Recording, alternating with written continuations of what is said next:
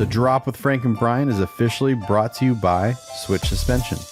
Switch Suspension specializes in all vehicle chassis components. Lift kits, lowering kits, air ride suspension, wheels, tires, steering, and brake upgrades. They use all the best products from the best brands. And these guys are truck guys. You roll into their parking lot at the shop and they all drive custom vehicles. So they use their products that they sell on their own vehicles. So if you guys are looking for anything for your vehicles, whether you're just starting out or you just need some replacement parts or whatever, give them a call or visit their website, switchsuspension.com. Why, hello there. Have you needed a welder? Have you looked at buying a welder? No need.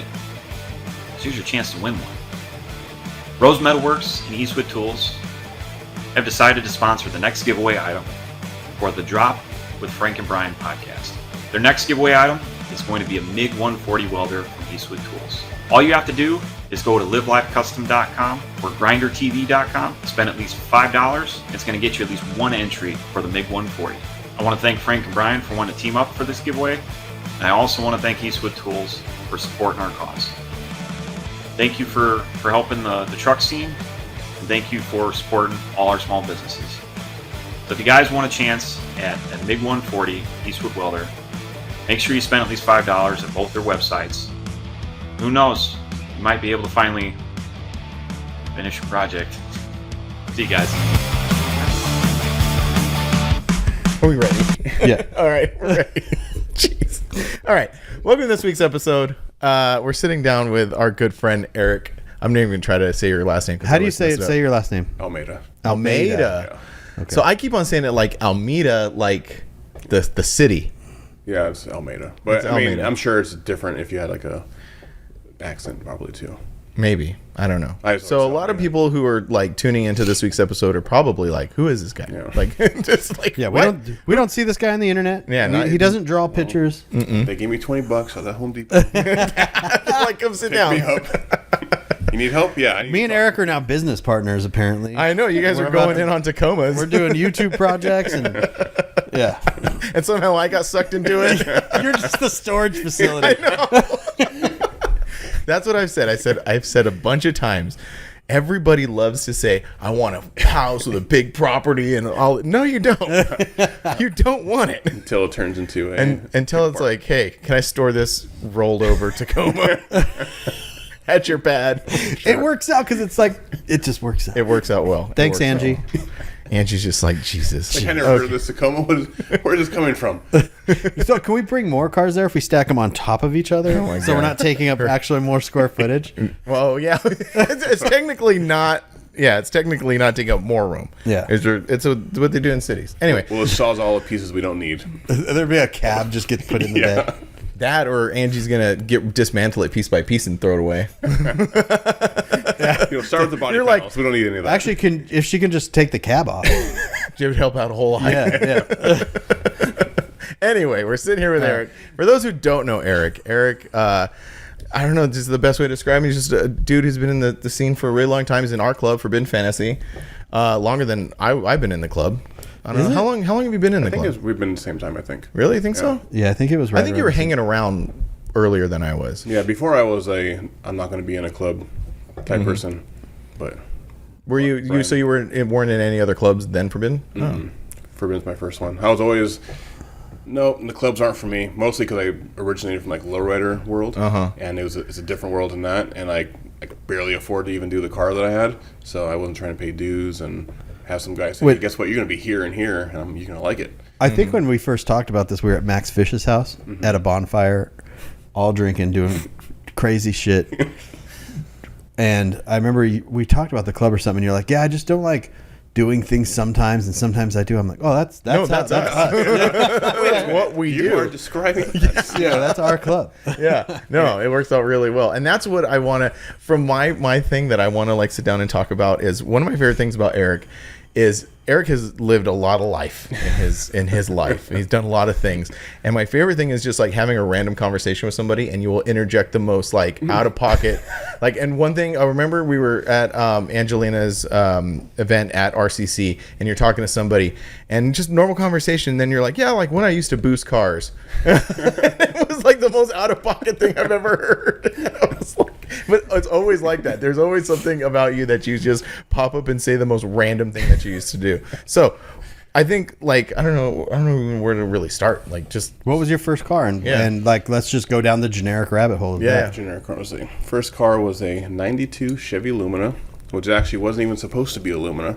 I was in high school doing car audio stuff at the time, and I was accumulating parts because I was saving up money to buy a Blazer. So it was like a 2-door 90-something Blazer, like square body one. What high school did you go to? Ayala. Where's that? Chino Hills. Oh, okay. So you weren't in Marina Valley then? No. I thought you were a Riverside guy. I came to Riverside when I was a teenager. Oh, okay. I thought you were like a Riverside guy from the jump. You know. That's where I met Angelina. That's where that beginning of our life started. Was me and Angelina in Riverside.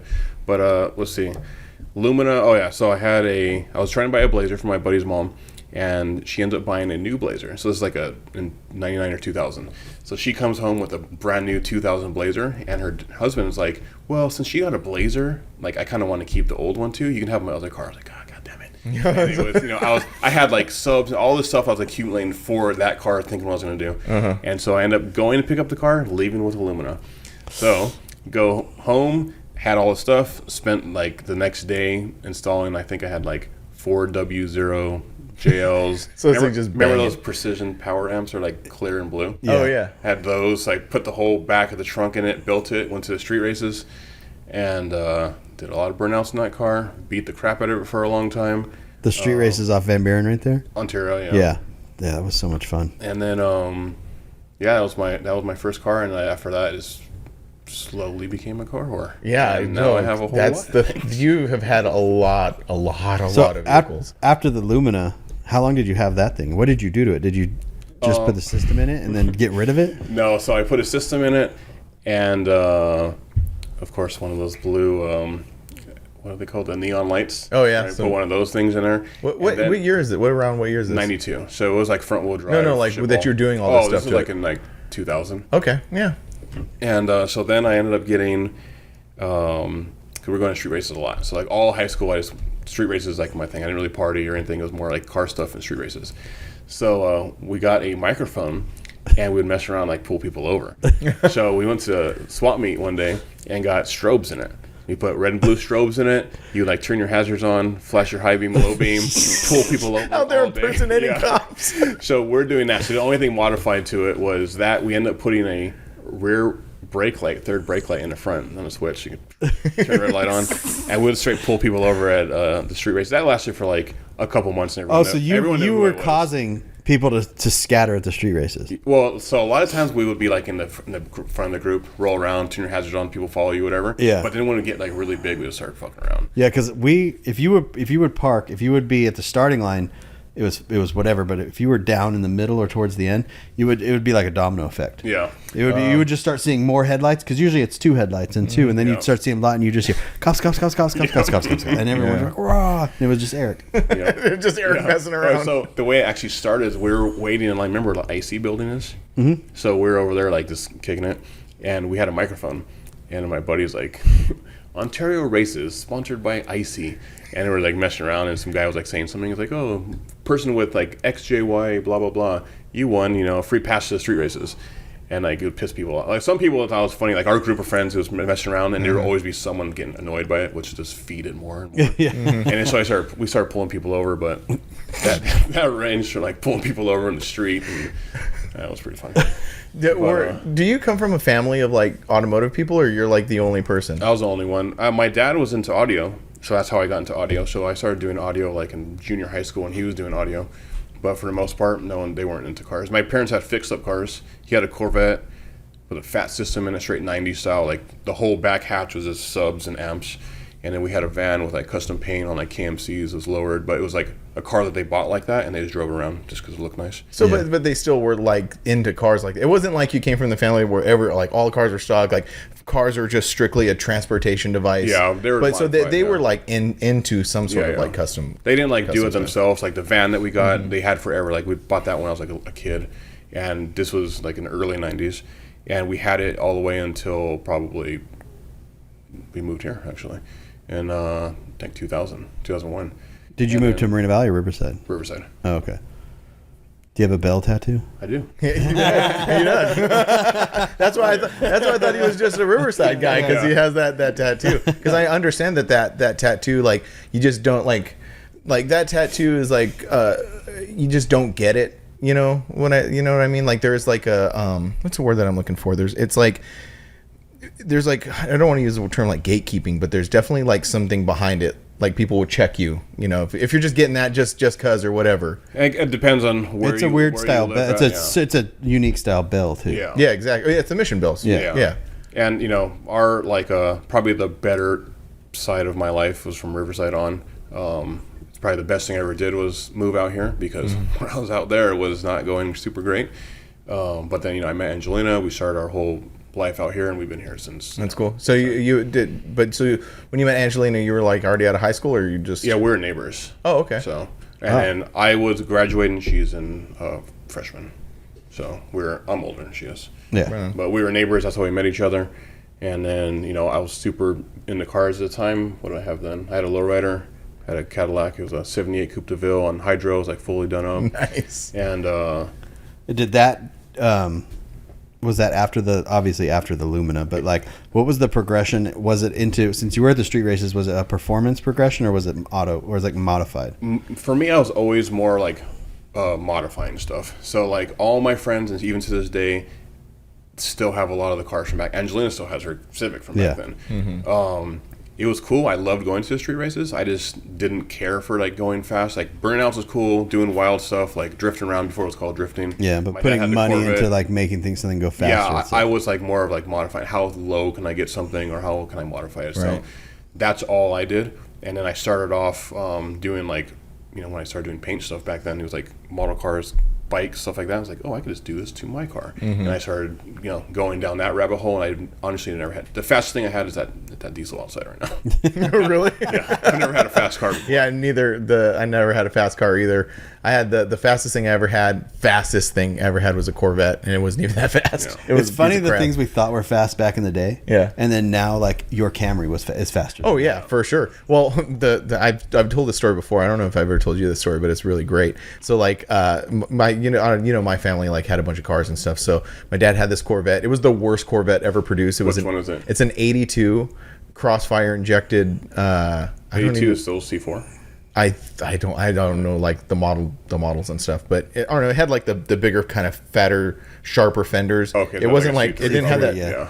Okay, so yeah, it more like a late '70s look more than the like real sleek later look. Anyway, it doesn't matter. It was a piece of crap. It was very slow, but it's a Corvette. Like in high school, you have a Corvette. Like that's pretty. Yeah. That's Yeah. pretty cool. So me and Angie are rolling around, and we pull up to a light, and this guy from my auto shop pulls up in his Civic, and it's like a hooked up Civic. Like it's nice, but I'm like. Corvette. Corvette. Yeah. Corvette. So we get down. I mash on it, and he's just gone, just gone, with 4 dudes in it. So scraping And the at it. Civic probably wasn't even that fast either. Oh yeah, no. Comparatively, it was like, I mean, it has some parts on it. That Civic was more hooked up than the dude who just had like a little hatchback and just like threw an exhaust and an intake on it. It was more than that, but it wasn't like what it could be. But it was still way faster than I mean, the car. Angelina's Civic will smoke our Corvette. Well, I mean, her Civic is badass. Yeah. And that was like fast back when she like did it. So now everything has way more power than that would have. And a new Civic, I think, what was the Type R, like 300 horsepower. Yeah. So I mean, it's quick for what it was, still single cam and all that, but super clean, nice. But it will smoke. It will smoke the Porsche. It will smoke the Corvette. It'll probably smoke currently. the diesel. Yeah. Yeah.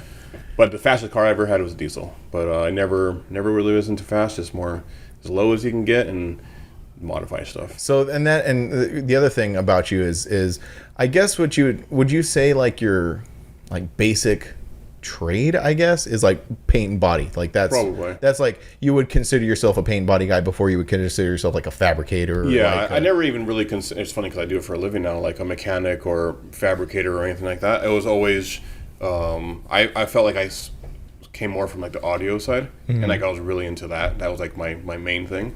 But then I was always like artsy, so I was a graffiti. I did a lot of tagging growing up, and then actually where I learned like sign painting and stuff was from my neighbor saying, "Hey, you want to do like what you're doing now and like not go to jail? cool. Let me teach you something. And so he taught me like sign painting, and then I got more into that, which led to more custom paint. And then, early 2000s, it was really fun. I thought for sure I could do it, and then I got scared. Like, how many people want to spend $20,000 on a S10 paint job, right? Yeah. And then Turns out 20 years later, quite a few people. Now, I mean, if I would have stuck with it, it would have been fine, right? Like I do a lot of stuff with Matt. When me and Matt started, we started at the same exact time. Like actually, You're talking about Matt art. Hutchinson. Yeah. Matt Hutchinson Designs. So we started doing this, and he stuck with it. And look what he's doing now. For me, Nothing. I got. Yeah, he listens to his mom still. He listens too. He's probably like, what the hell? I told him he could be a guest. He was like, I don't know. Well, now you got to come and defend yourself. Now you got to come defend yourself. No, Yeah. Matt's coming next. Yeah.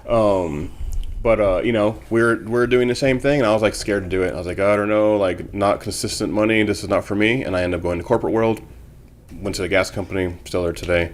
But at least it lets me fund and do these things as like a hobby instead of doing it for, a full-time job. But I probably should have stuck with it. What was the first the full thing that you painted? First full paint job probably was like when I was in the Hondas. So I had early 2000s. I was really into Hondas. So I had like Civics and a couple 240s and stuff. So I did full paint jobs on those ones, like trying to make them look cool. Like buy all Japanese parts. They came in random colors. Usually they're damaged. Clean them up, put it together, and try to make a cool looking car. Where were you doing body work at? RCC. Yeah. Oh, really? So RCC's kind of been Very consistent. part of your life for a long time, Yeah. right? Because what's the teacher over there? Right now, Or what was the teacher Right now that it's you Eric. and Matt were under? I was under Jerry. Okay. I don't know if you remember Jerry. I never did do anything at RCC, but I went to Rubidoux. And So just I got to clarify for a lot of people who are listening who don't know, RCC is Riverside City College. community. Yeah. Is it Community city? college. It's called Riverside? City College. City Okay. College. Riverside. So Riverside Community College. We used to call it Rubidoux Continuation College. Yeah. Really? 13th grade. That's the joke in my town too, because we have a community college up in the Victor Valley? desert, Victor Valley College, and it was always the joke was like, all I'm gonna do is just do a couple of years here and then go to real college. We'll circle back to the college thing in a little while because Yeah. I have some. Yeah. No, interesting we're just questions building about up to that because Eric is just such a fascinating dude. There's so much going on, so we got to digest it. But what's the teacher that was over there that Matt was? Weber. Mr. Yeah. Weber. So Yeah. he was at Rubidoux and then he went to RCC. Yeah, he still teaches, I believe, full-time at Rubidoux, and he's part-time at RCC. He's still teaching full time. I went to Allen's, AK airbrushing when I dropped my Tacoma off to get body worked, and we went to Round Table Pizza up off of Limonite, and we're sitting there, and Mr. Weber walked by the front window, and I was talking to Alan about him, telling him about Rubidoux, telling him this is where I grew up. This area right here is where I grew up. And Mr. Weber walked by the window, and I'm all. You're like, What's the chances of happening? that? Yeah. We're in the Matrix. Is this the real life? Is this real life? Yeah, he's still at Rubidoux, and he still works at RCC.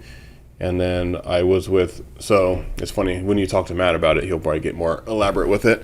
But we were split. So I don't know how to explain it the best way. But we had a unwritten beef, but not really. You and Matt had an unwritten beef? I had no problem with him. He had no problem with me. But I was under Jerry and he was under Weber. Oh, I see. And then it was more with them, right? And so to me, he was like, "Oh, you're Jerry's boy."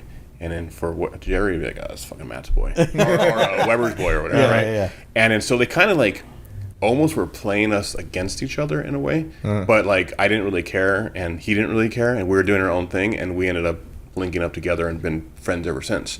But it's just funny because I think they didn't like each other. Oh, the two teachers didn't like each other. So whatever was going on with them, I don't know. Never really talked to him about it. Unfortunately, Jerry's no longer with us. He passed away. Weber's still around. Never asked him about it. Doesn't really matter. But it was kind of an it was interesting a thing. weird thing. But it was Weber and Matt, Jerry and Eric, right? So my buddy Adam was in Weber's class at Rubidoux, and after hours, we went and body worked and primered my old Toyota Tercel when I was in high school back in the body shop there. So, yeah. That's cool. It's funny. Me and Weber teach the same class at RCC. We're gonna get there. We're gonna get there. But actually, no, we can actually get right into that because like, so you're like doing this thing when you're young, figuring out kind of like where you want to be in this whole scene, and you kind of like gravitated towards like the body work and customization and stuff. So going to RCC, that was sort of like your formative years. That's where you really like kind of cut your teeth on how to do it. I was doing it before, and I went to RCC. Actually, Angelina got me into RCC because she was already going to school. I had like zero desire to go back to school, and so she's like, "Oh, we should go. We should do this." And she was doing it. So I was like, "Okay, I'll go do it." She actually was in an automotive program before I was even in an automotive program. I was doing it really to use tools I couldn't afford. There's like a lot of stuff over there, a lot of things you could do. I just couldn't go that far in my house. So I kind of started with that, and then it went for a couple classes to like doing the entire program. I did the automotive side, I did the body side, I did the upholstery side, and then started working there. And that's the thing about you. You're like, you're such a humble guy. You don't really say that, and that's what I was kind of getting at. Is like you possess like a lot of skills, like a lot of skills, and like but you're not the type of dude who goes around and like we'll get into your Tacoma that you just recently did, and I think that's what that's the link that everybody will probably understand like who Eric is with the graphic pink magenta and multicolored Toyota. So like you didn't like paint that truck and go around saying like, oh, I painted this truck. You just sort of just like did that, like you and Matt did it. But like from what I understand, like Matt laid down the taped it out and then you sprayed it, right? But then like you didn't. I think a lot of times what happens is guys run around and be like, yeah, look what I did, look at what I did, I did this, and like kind of like stand behind the truck like this, waiting for people to like ask them stuff. Yeah, you don't do that. No, you just, this thing exists that you did, and then like. You're like, yeah, I painted that, and then I did this, and I did this, and then that's what I'm saying, that low key, this out of nowhere, you come up with all this stuff. Yeah. I was trying to find some pictures, and I found a couple because I got a computer finally and one of my old hard drives. Back in the day, like earlier when Forbidden was at Paris, every year that I went to that show, I would take at least one car, a lot of times multiple cars, and not one time did I ever bring a car in. You don't want to know the first time I ever had a car in a car show? Is when we're unloading your stuff at the Avi, and you're like, Dad, just leave it there. And I left the Sierra parked right there. I had never, ever... So you would bring cars to Forbidden, but not into Never Forbidden. inside of Forbidden. So I would have, at the time, back then, I had multiple Toyotas, I had a Blazer, I would go there, I'd have a friend drive one car, I'll drive something, whatever I thought was the coolest one, and the next one, someone else would drive it. Park in a parking lot, and I would go in there, I'm like, why is this primered Saturn here?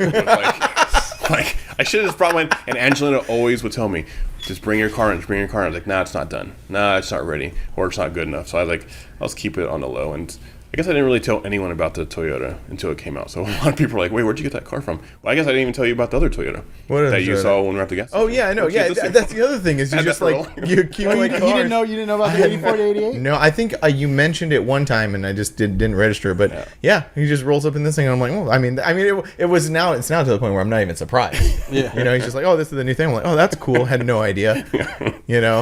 I get distracted quickly and I'll buy something and I'll be like really go into it and then I just leave it, Yeah, it's definitely a thing with you. Yeah, collecting cars and stuff. Automotive ADD, or custom car ADD. Yeah, well, it's good and bad. Good because I've tried a lot of things, had a lot of things. Bad because like I've had like maybe a handful of things ever done.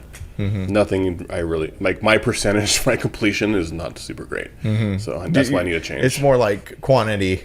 More of like I get to a certain point, and I had to realize this, like do some self-reflection of like, why am I doing these certain things?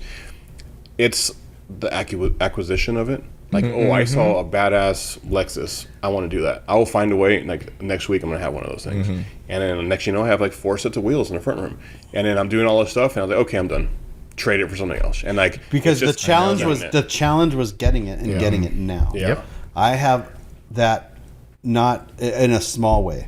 With the Maverick, that happened. Like when I see something, I want it. So that lowering that saved me from buying a Rivian. Yeah. Oh yeah. Because like when I'm dead set on something, I'm like, I can figure out how to make this happen. But going back to like the car hoarding thing and making decisions, so we're conjuring up a deal right now, like a project thing, and we are kind of talking our way through that on the side of the house because you have a Tacoma that you sold, it rolled, you bought it back from the insurance company, and we're trying to figure out ways to do this. And I was like gung ho on one thing, and then I literally talked myself out of it while I was out there, because I was like, this is probably not going to be a smart decision. And when a lot of people ask us questions, and we talk to a lot of people, and they make these decisions, these rash decisions, and then they regret those decisions later. Talking through things, planning, how we always talk about planning, talking through things before you do something that you're going to regret is super important. Oh yeah, It helps out. And that's barely learning that now. Actually, was probably teaching me that is like my daughter. Yeah. Because like I don't want her to make those same type of decisions. And then I noticed myself, I'm more aware of some things that I'll do. It's like, well, I gotta go through. I gotta finish all of this. So, like I'm a good example for her. So that helps a lot. I mean, even what we're talking about, like the next couple cars lined up that are coming up, like just talking and going and bouncing ideas off each other, which we've already done. But then already have changed again, seeing it, because Trying to make the smartest decision that in the end, because basically what it is there's a Tacoma.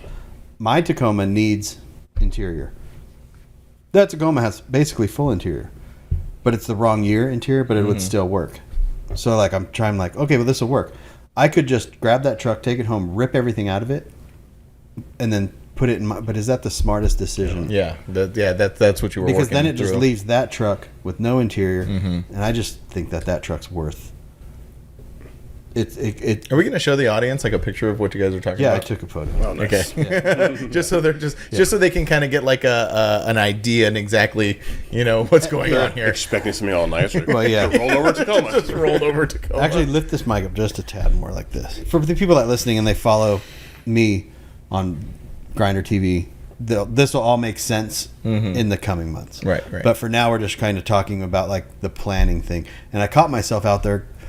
For one, I don't have like a lot of money, right? And I don't have a lot of, like, I have skills, but not enough skills. Because I was like talking through this, I'm like, it's a supercharged truck. And I'm like, I could take this. I was like, what's stopping me from taking this entire motor out, this entire interior, and putting it in my truck? And then I went, About me, 100 I can't do that. I probably could, but I would get so frustrated at certain small things that this doesn't make sense. This doesn't make any sense. Brian, don't do this. As cool as that would be, don't do this. And then the other funny part about it was because like I got sucked into that too, because I was like, maybe I could put this motor in my 4Runner. And then after talking about it, we came to the conclusion like, no, Frank's not going to do any of that. No, because the only way Frank is going to do this is if someone does it for Frank. Eric does it. If Eric does it, if Eric motor swaps my truck and gets it all done and hands me the keys, maybe. Well, it happened with Joey, with Joey's Tacoma. Joey's like, I'm going to truck this. I said, take it to Eric's house.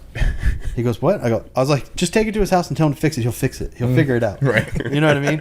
The downside of knowing how to do a lot of things is people asking you to do a lot of things. Yeah, is that why maybe you're so like reserved on what you can do, or? No, I don't really like promoting myself, I guess. Yeah, I well, don't know. I think it's probably you're a super self-confidence humble. thing, maybe. But it's fun to do the things. I probably wouldn't You're probably like doing it. it to keep it fun, not to keep it a Yeah, side if I had job. to do it all the time, it probably wouldn't be fun anymore. But I'm sure I could figure out a way to do it. My main thing was going to what I do for a living now to fund the things I want to do. I didn't think of it as like, how can I make money doing the things I want to do? Like that wasn't a thought in my head. It was like, how can I make the most amount of money to do what I want to do? Which is just a different pathway. I mean, now that I'm older, I could think, well, I could have just stuck with this, and I probably would have been fine. But it all depends on how you get to that point. Yeah, but that's also a much more rough path to take. Yeah, because like more risk. And, you said you went into the corporate world and you worked for the gas company for so long, which you're about to retire out of. Actually, right? So that's funny too, because I was planning on retiring after 20 years.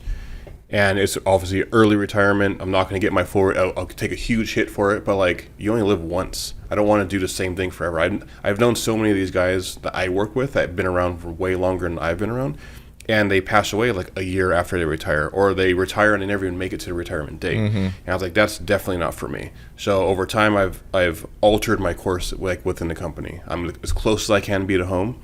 I do 0 overtime. I don't work weekends. I don't work holidays. Like, how much family time can I have? Because you're never going to get it back. And then after I was like, you know what? I can do this. I'm probably going to leave at this time. So I made it a goal to leave by 2027. 2027 is really close, right? And then after I had my daughter, I was like, well, what's the point of retiring, like I was just going to go work at RCC and build trucks or something. Now she'll be in school. Like, what am I going to do? Stay at home and wait for her to come home? And like, I probably won't be best use of my time. So like, maybe I should just do things that me and Angelina never really did, which was like vacation. So I think I might stay long. I don't know. I'll figure it out because we still got time. But save up money and go do stuff with her. You know, I have enough seniority now where I can take like a month off if I wanted to. That's a really like flies in the face of what a lot of people fall victim to nowadays, which is this like hustle culture. We talk about it a lot, like hustle culture and doing all this stuff.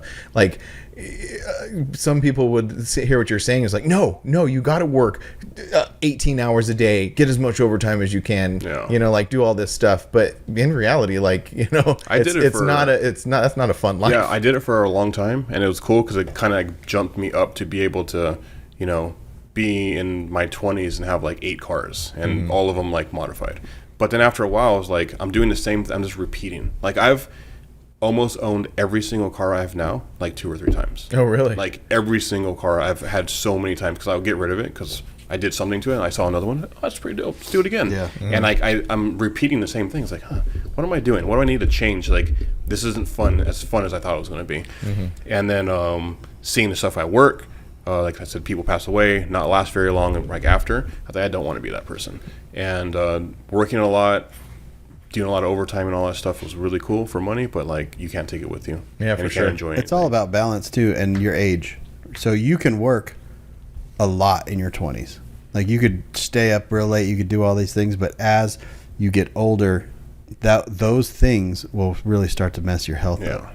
You know what I mean? And it's also what you want too. So you wanted all these cars. You had to work a lot of overtime. Now, your focus isn't all the cars. Your focus is like time. Yeah. So time with your daughter, time with your family. Yeah. So now that you take that time away from work, and instead of working all the time and so you could have the car thing, now it's like the opposite. So it's all like kind of what you want to do. Yeah. So now I'm trying. I mean, we take her everywhere. She's been to SEMA multiple times. She's been to every single thing we shoot at OC Toyota Nights. Like everything we do, we take her with it. We just do a little bit less because we were so booked before. It was like 6 months in advance. We had to figure something out. Now it's like less of that, but take her with us so she's enjoying it. We have to do the same things we like to do. That's cool. And then now let's incorporate something else. So trying to do some like actual vacations. Like does not relate to a car show. That's I know. Yeah. Then that's our goal. Have you done any of those yet? We did it before we had Victoria, and we're trying to figure out like what could we do? Like what's like a vacation? Like our vacations, always working or a car show. Yeah, it's always incorporated together. So the first thing we did, we went to Colorado, and the reason that this is because of Angelina's position at the college, right?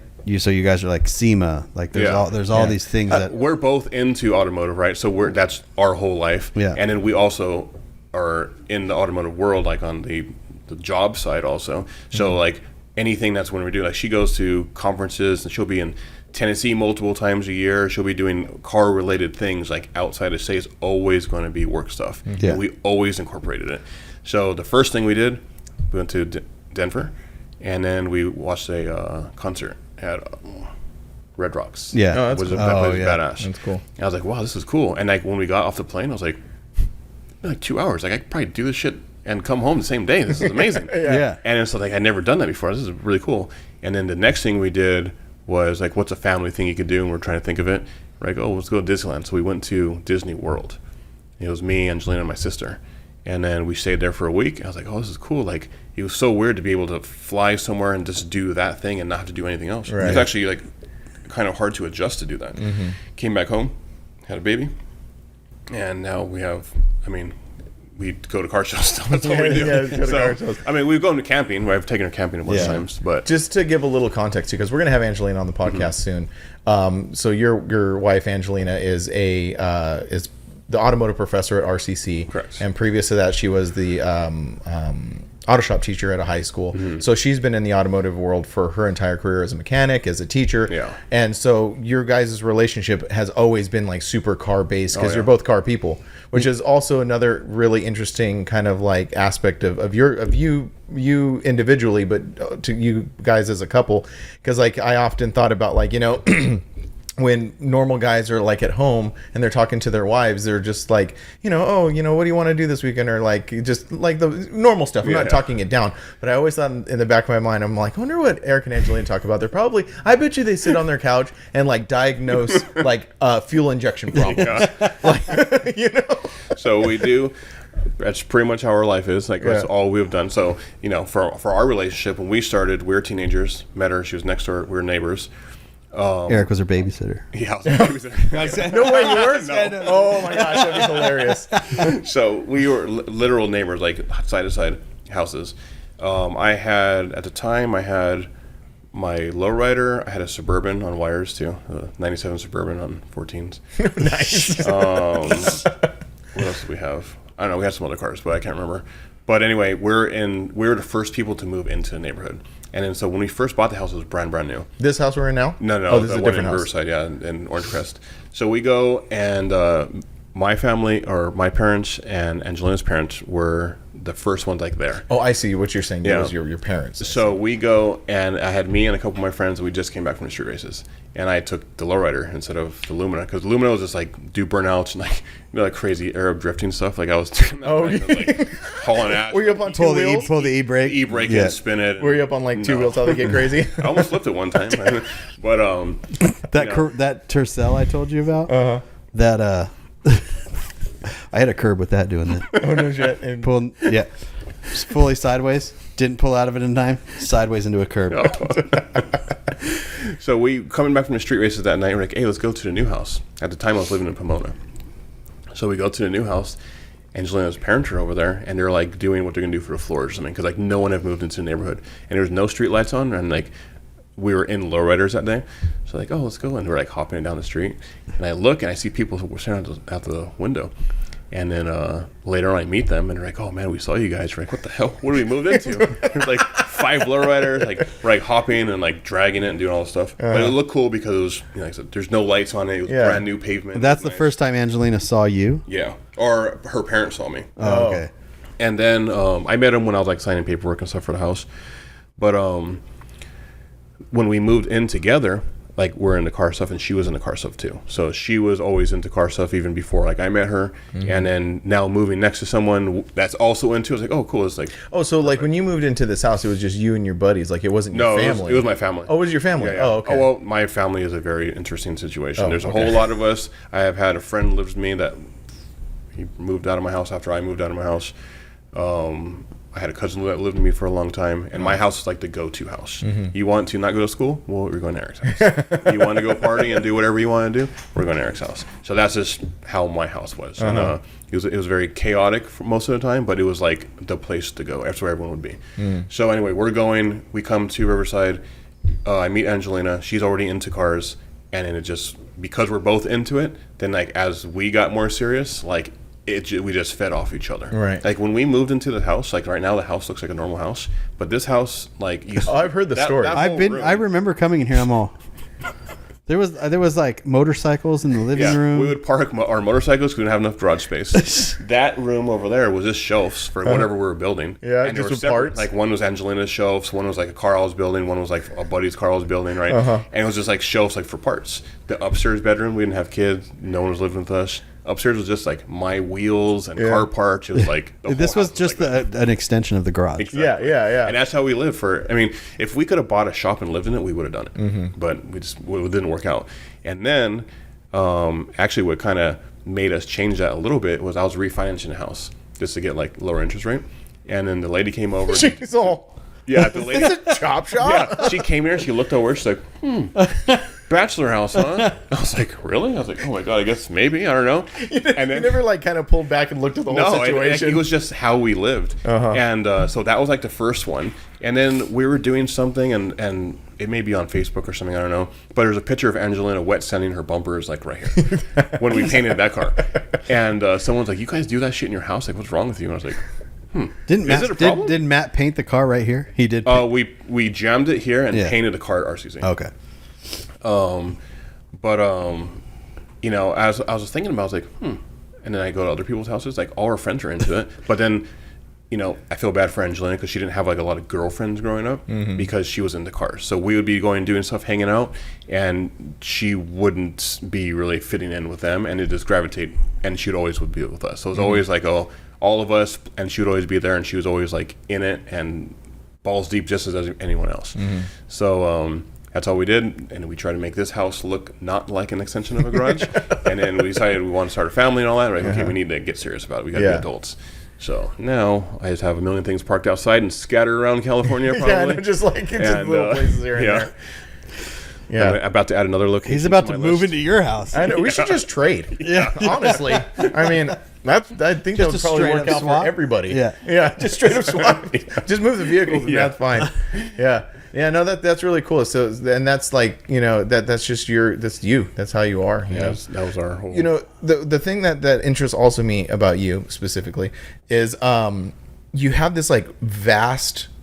You've had all these cars, all different kinds of cars, but you've also had consistent cars, and that's between you and Angelina is the Civic and your Porsche. Are those the two most consistent cars that you've had? The longest that we've ever owned anything was those two cars. Why? I get because like Angelina, that she's had that Civic like since she was young, right? Yeah. What is the like? What is the connection with a Porsche? Why have you had that so long? So the Porsche, when I first bought the Porsche, I was actually looking for an NSX. So I like Porsche and I like the NSX. Like out of all the cars I've had, I pretty much have everything I've ever wanted except for an NSX so far. So like my next thing on the list one day, hopefully to get a first gen NSX. I was looking for NSXs, looking for Porsches. I actually found an NSX that the guy like put some weird wheels on it and like changed some things on it, and I was like, I don't know if I want that. I want like a factory one. And then so I'd go back to Porsche. It was back and forth. It just happened to come up when I was looking for a car at the time. So I bought that Porsche and the whole thing I wanted to do was lay it out. So I don't know if you remember back in the day, there was a slant nose on like 17-inch wires. It was like painted purple or something on hydros. It was like, it's an old car. Like I wanted to do that. And then I was like, it's kind of outdated. I'm just going to lay it out. So get wheels for it and do all these things and lay it out. Well, as I was trying to learn more about the car, because I've never had a German car before. What year and model is it? It's a 74 911. So it's the first year of the G body, like the first year of like that body. The one before mine was they call it a long nose.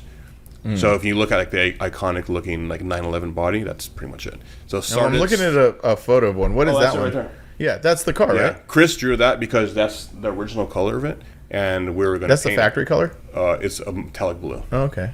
The color is now an SC color from like the 80s. So, Isn't it? Porsche is a unique company because if you look at that car right there, that car how modern does that look?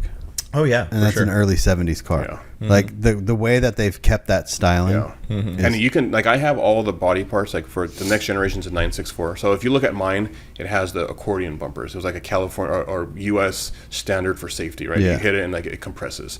So when you look at mine, I have these weird little accordion things on the side. It's for like a safety thing for United States. I think it's like 5-mile-an-hour bumper type things, right? So then like in the either late 80s, early 90s, like 90, 91 or something like that, they came with the 964. Same exact car as mine, but has like plastic bumpers. Like all upgraded stuff. It's a different engine. It has like, it's like the same body, but it's like upgraded, right? Or more modernized.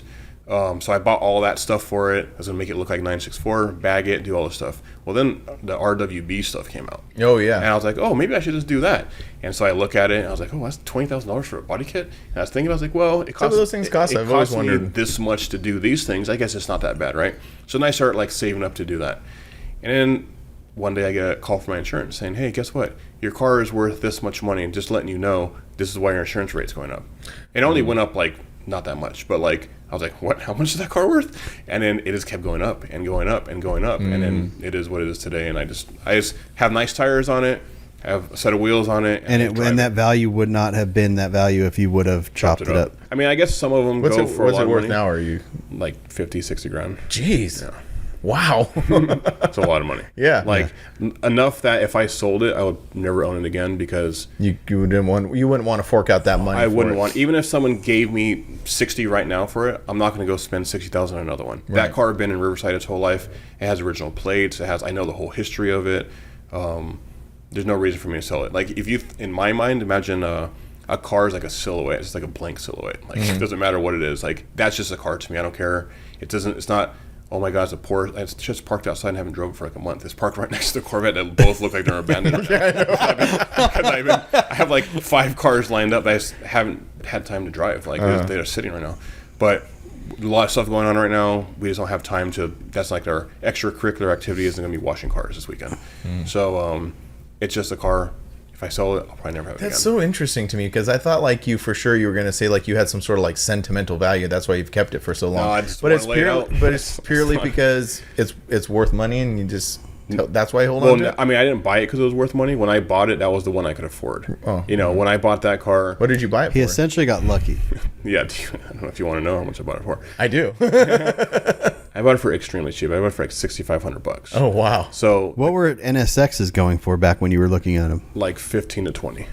Oh, wow. How long ago And those was are this? Early 2000s. Oh, okay. Yeah. Okay. And- So and 25 years ago. what's an NSX now? 75? 70, 80 grand. Yeah. In the same way that the Porsche rose up, the NSX did too. Like the only way I would probably get rid of that car is someone said, "Hey, I have an NSX and I want a Porsche," which it seems like those worlds mesh together a lot. Yeah. A lot of people I know Yeah. with Porsches or NSXs, like they go both ways. Yeah. Do you, They're bi-curious. Do you follow or maybe do you know him? Do you know Vin Traw from Hoonigan? No. No. So it's this guy. He's out of Long Beach, and that's what he built. He builds. Well, his whole thing is he likes like I don't know. He likes a lot of cars. He actually reminds me a lot of you. Actually, do you know? Yeah, have you watched a lot of his videos? Not a lot. Oh, so if you're listening, go watch Vin Traw because Vin. I don't even. I think it's called Vin Traw or whatever it is. I don't know. Interesting dude. Reminds me a lot about Eric. Has a ton of cars, but yes, but it's very similar. Like he's into like Porsches and BMWs, and then also NSXs and like Japanese, like domestic Japanese cars and stuff like that. I always thought they looked really good, and they look good low, and they look good modified, and they look pretty good stock. I mean, mine been essentially stock since I bought it, right? So besides for wheels and like fancy pants tires, and I'll probably never do that again either, because at the time I was like taking it a lot to the mountains. You're actually like driving it. Yeah, like driving it. But Have you seen the photo of the wheel off the ground? So No. right here. So when you got off the freeway, you came in that like over the bridge. over the bridge, and then kind of around. Oh yeah, where it kind of carves around a little Yeah. So that corner right there, was the shell there when you did that, or was the shell already gone? the show is already on that side is already gone. Yeah. Yeah. There's a picture, and he's going around it so fast that it's lifting up the front Yeah, tire. through on the truck. That's tight. Or in the. Did you put that in the pocket? You have that photo available? I think Well, not right now, but Yeah, like I'm we sure I can have throw it in somewhere. the Yeah. podcast. Yeah, because didn't you do that a bunch of times? I did a bunch of that. So how it actually started was I was being more and more aggressive with the car, and the more. So back in the day we used to go to like GMR a lot. So go to GMR, take the 240s out, and I would What's do. GMR? GMR is Glendora Mountain Road. It's Oh, just okay. like a road you go at nighttime and like split lanes and just haul ass. Try not to flip over. So we'd do that a lot, and then we would go to like Angeles Crest and like different places just throughout like nice roads to go drive. Well, I was going more with the Porsche. I was going like more. I had an Integra at the time too. I'd go more, faster, and like started breaking loose and not being able to get traction. So I was like, okay, next tire setup. Did them. Didn't really like them.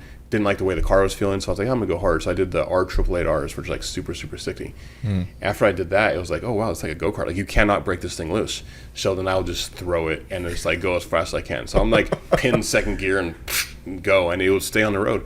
Well, I noticed that in certain turns, I would start like losing traction. I was like, I have more steering input I need to do than last time, but it's because I was getting faster and faster. So I had less throttle, a little bit more steering, and then it would grip again. I was like, is something loose in my suspension? So I was going through stuff, and then couldn't find anything wrong with it. And I had one of my friends say, hey, can you follow me and see if like the car is looking weird? And he's like, what the fuck?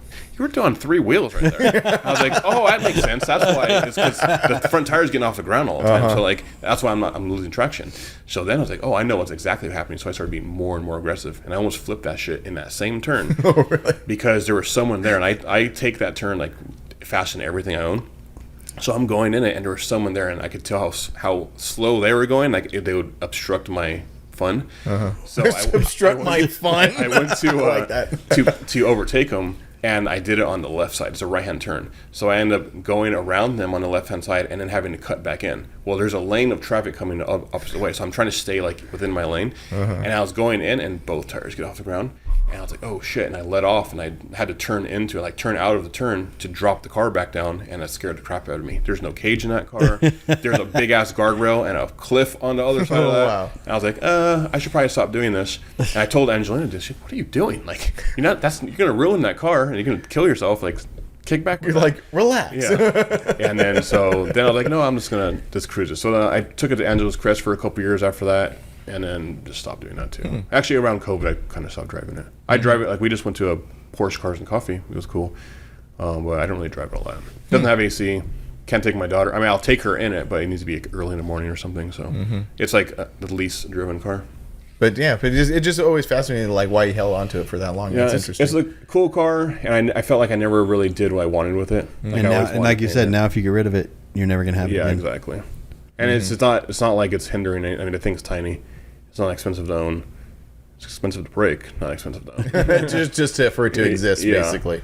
Wow. And surprisingly, those cars are very reliable. Yeah, it is. I mean, I've really? had the car for a long time. The only thing that ever broke in that car was my fault. The tranny went on it. And so one of my buddies, we'd go play chess together. And so we're going to meet up to go play chess. Of course, Eric's out there playing chess. This is You never played chess? okay. To go early in our conversation, this is exactly what I'm talking about. When I was playing backgammon with my friend. So one of my buddies lives like up the hill by you. Push that, like you're kind of talking over it. You want to? There you go. There you go. You know. He kind of lives by you. So halfway point was like Victoria Gardens. So okay, let's go meet up and go play chess. So I was like, I haven't drove this in a while. I'm gonna drive it today. Go down there. He has an E30 with like a V8 swap, like a BMW V8 swap, and he drove his car. I was like, oh shit, you drove your car, and we never played. We just started talking about cars. And my buddy that did that F100, it just got the engine in it and got it started. He hit me up. He's like, hey, I just got the car running. You want to see it? Like, okay, cool. Let's go over there. I told my buddy, hey, you want to go see some cool truck? Let's go. So he's like, hey, I never drove a Porsche. Can I drive it? I was like, okay, no problem. I never drove a V8 swapped E30. Let's go. So we're going to 15 freeway, going up towards Corona. And this new like S6 Audi thing rolls up on the side of me, and I was in his car. And I was like, okay, let's go do some runs. So we did like 4 or 5 runs on the freeway, and his is a 6-speed. I guess his speedometer wasn't working or something, but I was like pinned 4th, getting into 5th, letting out of 5th, and the speedometer starts working. It says it's doing like 140. I was like, oh shit, that's like really fast. I didn't feel like I was going that fast, but it was fast. And then I look behind me, and I see him behind me. I was like, holy shit, I've never even gone that fast in my car. Like, there's no reason for me to go that fast ever. So I was like, wow, the Porsche's right behind me. That's good. And anyway, actually, was backtrack a little bit. While I was driving to Victoria Gardens, I noticed I heard whining in the back. And the car was sitting for a long time. I had it in the storage, and I probably took it out after like a year, and there's like a puddle of fluid. Well, when they sit for a long time, they start leaking. I should have checked the fluid. Completely forgot about it. Driving to Victoria Gardens, hear whining. I was like, okay, it's whining in 5th. It's probably low on tranny fluid. When I get home, make sure to put something in there. Forgot about it. We swapped cars. Didn't plan on racing that guy in the freeway. So this guy's following me. Well, we get to Magnolia, exit freeway after 15, and he stalls. And I was like, hey, don't worry about it. It's an old car. It's like driving a Nissan hardbody. Like, that shifter is all over the place. It's not like S2000 Honda feel perfect. It's like all over the place. It's an old car. He's like, okay, something's wrong though. I was like, you'll be fine. And then I drove and take off, and he's like struggling. He goes on because it was stuck in 3rd. So when he downshifted, the fluid was low, got super hot, and fused 3rd to the shaft, and wouldn't come out of it. So he was in 3rd the whole way after that. And so when he tried to stop from the red light, he stalled because he was in 3rd. But he got it going. Parked at my friend's house. He's like, I don't know, the car's weird. I was like, you just got to get used to it. Don't worry about it. So we're hanging out, looking at the truck. Time to leave. I go put it in reverse. No. And it goes forward. I was like, am I retarded? Like, I'm pretty sure I know how to drive. Go again. Put it in reverse. It goes forward again. I was like, Put it in neutral, let off, and it dies. I was like, oh shit, tranny hurt. Yeah, no, it's a tranny. So that was super expensive. Wow. But it was self-induced, so no one's fault but my own. Yeah. That's crazy. But besides for that, the car's been super reliable. I don't know if I could handle like messing someone's car up like that. Be like, hey, sorry. Got the keys. Yeah. Yeah, man, wild. Yeah, you had some wild things. I don't know where do we go from there. I want to get the one car that you did have that do you regret getting rid of was your Impala? Yeah. Yeah. Oh yeah. Tell us about the Impala. So it's not that one. That's a different one, right? No, that's a different one. Okay. So the Impala was it was a Super Sport 64, full chrome undercarriage, painted frame, painted under the hood. Was that another one when you were younger that you wanted that? Yeah. Because when you had... That was like an iconic car. Yeah, because you had wire wheels on a lot of things. Yeah. So that was like someone that had wire wheels and was into lowriders. That's that's the car. That was like the... That's like the NSX. That's like the Porsche. That's Yeah. like the Supra. And I love that car. Like, it was full show car, done nice. And where'd you get that from? I got it from Angelina's cousin. So Angelina's cousin... That's an interesting story, too. I don't know if you want to tell that. So Angelina's cousin's in the movie world, involved in like behind the scenes movie world, and so he knows a lot of people. So actually, the way I actually got that car was, That's what I'm saying. I don't know if you really want to like put it out there. some things got started getting real weird. So Things are about to get weird. Hang on.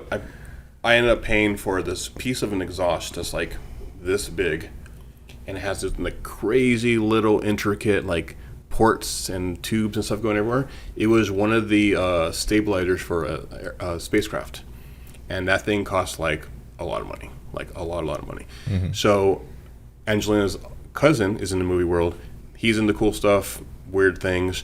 Other people we know are into the same thing. Well, someone wanted this piece. I ended up buying it and doing like a trade to get the Impala. So actually what I bought was like a really, really expensive piece of stabilizer that would, you know, like you see on the Elon Musk rockets where like they're just shooting out stuff to stabilize them. It's not off of his rocket, it's off of like a United States one. But it was one of those pieces I bought and traded it for the Impala. Now, where'd you get that rocket piece? From Angelina's cousin. Oh, okay. So I see. Okay, This is like a multiple person thing going on. So That's not the story. Maybe I'm making stuff up, because I thought the story goes that like you were gonna buy it from the dude, and then like he just ended up just saying, "I just keep it." That's part of it, but I bought that piece. Oh, so I see. I was gonna buy it, and I was doing like a bunch of stuff to it. And he has a lot of cool cars. He has like a Bentley, he had a DeLorean at the time, like a bunch of cool shit. And I was doing a bunch of work on it. I was like, oh, I want to get it. But then someone else, like the word I said, it was a weird trade to go on. And I was like, you know what, I think I'm going to buy it. He's like, yeah, let's just do that. And he just towed it to my house. Like, he was sitting in the front yard. He's like, oh, the car's at your house now. I was like, crazy. okay, cool. Oh, actually, I went to go pick it up and I almost died. So, single circuit brakes on hydraulics, on 13s. The master went bad, so the pedal went to the floor, and he lives in Anaheim Hills on this crazy-ass hill. And luckily, the thing lays out because there's no brakes. And that hill was like probably like 10 houses down, custom homes, and then a cliff. Oh wow! So you're just mobbing down on this car, and I just dump it and drag it. Oh wow! Put it in reverse, take it back to his house. Okay, I'll work on that stuff later. And he's like, "How about you just take it?" And he towed it to my house, and it was mine from there. And then I bought the piece, did it, traded it, and it was mine. Okay, so multiple. you actually see that's where I was. So you actually had the car first, and then kind of like figured out. Yeah. So basically you were gonna buy from him. He said just take it, and then you got it later. Yeah. That was a super. And you're right. That's like the most iconic. Yeah, that car was cool. Do you remember when we were going to? Was it Summer Madness? You were going to take it. Control arm came off. Yeah, oh yeah. You know what's funny is you don't post a lot on your Instagram. So like this morning, I was just trying to find like a cool picture to kind of like share. And that there's like, and it's not even that far down. It's like just a couple rows down is Angelina underneath the car. Oh yeah, trying to get it going. Yeah, we're going. It's the bad part about having chrome everything. Like you got to maintain this stuff and go over it. And the car wasn't driven for a long time. I would just go local stuff over here, take it to little cruise night things, and take it to work, whatever. And I didn't go over it, and I should have. And we're going on a long road, and it was like 110 degrees that day. In the middle of summer. July, yeah. We're driving, and then it started like pulling really hard to the right. I was like, that's weird. And then it would go back normal, and then like pull left and pull right again. I was like, oh, that's weird. Pull over, and I saw the control arm came off. Like one bolt came out, the other bolt was just holding it. So we ended up getting it back together. I took the Frontier that day. Yeah. I remember I was excited that you were going to bring I was like, oh, we're going to cruise around Summer Madness in this Impala. Yeah. This is going to be the best weekend ever. I should have just drove it there after I did it, but it was so far. Yeah. I was like, maybe it's not like a great idea. I was trying to be like adult-ish then. But you know what's funny that stemmed from that was I had all white interior. It was like pretty much all stock interior, but it was all redone, and I didn't want anything on my interior. So me and Angelina go to REI, and we bought all new camping stuff, because our camping stuff before was like the big, bulky, Big 5 type stuff. So we buy backpacking gear, and everything can be on the floor in the back of the Impala, and we're going to Summer Madness. Right on. That started us going on camping trips on our bikes. Oh, really? Because on the Harleys, I could wrap my stuff up in a bungee cord. It's like this big. Wrap it up, put it on my bike. She has her bike, and then we started doing that. So some good came out of it. Yeah, that's cool. And because also you guys are into motorcycles and stuff. You guys got cool motorcycles. Got too many bikes, and I even started selling bikes. So like, man, why are there so many bikes here? What's going on? Yeah, even on the side of the house, there's the camper trailer, and I was like, I forgot he had this bike that he took to SEMA. Yeah, the one that's all painted. Crazy, right? Yeah, and that's sad because like a brand new bike, blew it apart, did it for SEMA, custom everything. That shit has 2,000 miles on it, and it's sitting right there. Yeah, and it's been there for a long time. Your guys' relationship with SEMA is like pretty deep because Angelina, since she does what she does, she goes there and does like conferences and stuff. So you go to SEMA every single year. So your relationship is pretty. Yeah, we do a lot of the education side. So education is really, I haven't done a build since my build. That's the last one I did. The Tacoma. Every year we were doing something for someone, and then not the Tacoma, the Harley. For SEMA. Oh, I see what you're saying. Yeah. No, yeah. So like that, I took mine there. So me and Angelina have been doing SEMA for probably, I don't know, maybe like 15, 16 years or so. Yeah. But there's always a build for somebody. So we're just involved doing that. And then it went to being more on the education side, and then it kind of split away. I was still doing build stuff. She was doing education side. And then Matt had something going on, and I guess the person backed out or something. I don't remember what happened. Went to Harley, bought a bike. We decided to do it for SEMA. Did it. It was super cool. It was fun. I don't ride that much. I like having them. I like building it or putting it together and playing with it. But like I said, that thing has 2,000 miles. It's brand new. Anyone want a 2017 Dyna? Last set of Dyna. It's all fixed up. You can have it. Come pick it up. I need more cement work. I need some brickwork. Yeah, if there's any concrete workers out there that want to trade some concrete work, dude, I bet you there are. Oh yeah, 100%. Yeah, 100% there are. Just make sure they do the concrete work first. Angelina gets me to keep them because she likes riding, and she stopped riding when she got pregnant because obviously you don't want to get hurt. What's her? We'll ask her this whenever we have her on. But has her mentality changed with riding after a kid? She wants to. She doesn't because like it's not easy right now. Mine does. Mine did a lot. Yeah. Mine, I think about it all the time. And at first, I don't know what's wrong with me, but like anytime I rode that bike, like I'm doing 100 miles. I'm on 14, doing like 100. Yeah. Like I don't know why. It's just like feels natural. I'm always going too fast on that bike. That bike is way faster than her bike. Hers has a governor. Sure, mine does, but mine can go faster than hers. So like I'm just cruising, I look in the mirror, oh shit, she's way back there. She's doing 95 and I was doing like 110. Yeah. So I was like, I should probably stop doing this. Like I had friends that got hurt on bikes and I don't know. I'm not really that into it to continue to do it. Like the risk versus reward isn't not worth there. it. So like I want to sell and she's like, no, don't sell it. Let's keep it. I was like, okay, I'll keep it. And then, years go by and still sitting in the same spot. Yeah. That's interesting. Right on. So just the last thing that I want to get into is like, so we talked about like you coming through this automotive thing and getting into the scene and like all this stuff, and then you going the corporate career path, but now you're still doing that, but you're more focused on what you're doing now. Like explain to us exactly what you got going on with the teaching and stuff. Teaching. So my plan was, because I wanted to retire at that time, right, at 2027. My plan was like, if I'm going to retire, I need to have something done, because like it's not retirement where I'm like be able to hang out at home and do nothing, right? Like my pension is like a semi-retirement kind of thing. It's like it's an early retirement, or early retirement, a severe penalty to do that because you're not working until you're like 65. Yeah. So do they do golden handshakes there at all? They do when you're closer. Yeah. So like guys that right now, we're going through contract negotiations right now. So they're guys are on the verge of retiring. They'll be like, hey, we'll give you 3 and 3. It's like 3 years seniority, 300,000 leave, please, right? For me, I'll be too young for that. I still have like 15 years left to do like my full career and on like the terms to be like the full time, right? So I had like 15 years left to do that. I knew I didn't want to do that mainly because I wanted to leave early and do something else. So I was thinking, I'm not going to be able to live off that. I mean, I guess I kind of could, like super fixed income, but do something else. So I started teaching because Angelina was teaching already. Angelina had been teaching for a while, but while I was in school, a couple instructors told me like, hey, do you want to teach here? I was like, no, that's not for me. Like I didn't even know I'd go back to college. Like school's not for me. I was just thinking that probably because when I was a kid, the stigma of it. Yes, it wasn't like anything like realistic. So then after a couple times they asked me, I was like, that's interesting. Like they asked me that. Like I guess it's just not a random question they ask every student. So after I finished all the programs, like there was no more classes to do. So I would keep going to school because I had like cars to build. I had things lined up to paint. So you were just basically using it as like a shop. I was using it like my shop kind of. So I was like, I had a couple cars lined up that I was like, we were doing like full shave bays and do full completes and all that. So like, I got to finish these cars. Like at least I'll do that. And then we'll see what happens, right? Well, as I was doing that, I would show appreciation. Like I wasn't going to just go do my own work and like someone needs something, like I get it out of here, right? So like I would try to help as much as possible just to show like, hey, thank you for letting me use. I know I shouldn't actually be here. Thank you, right?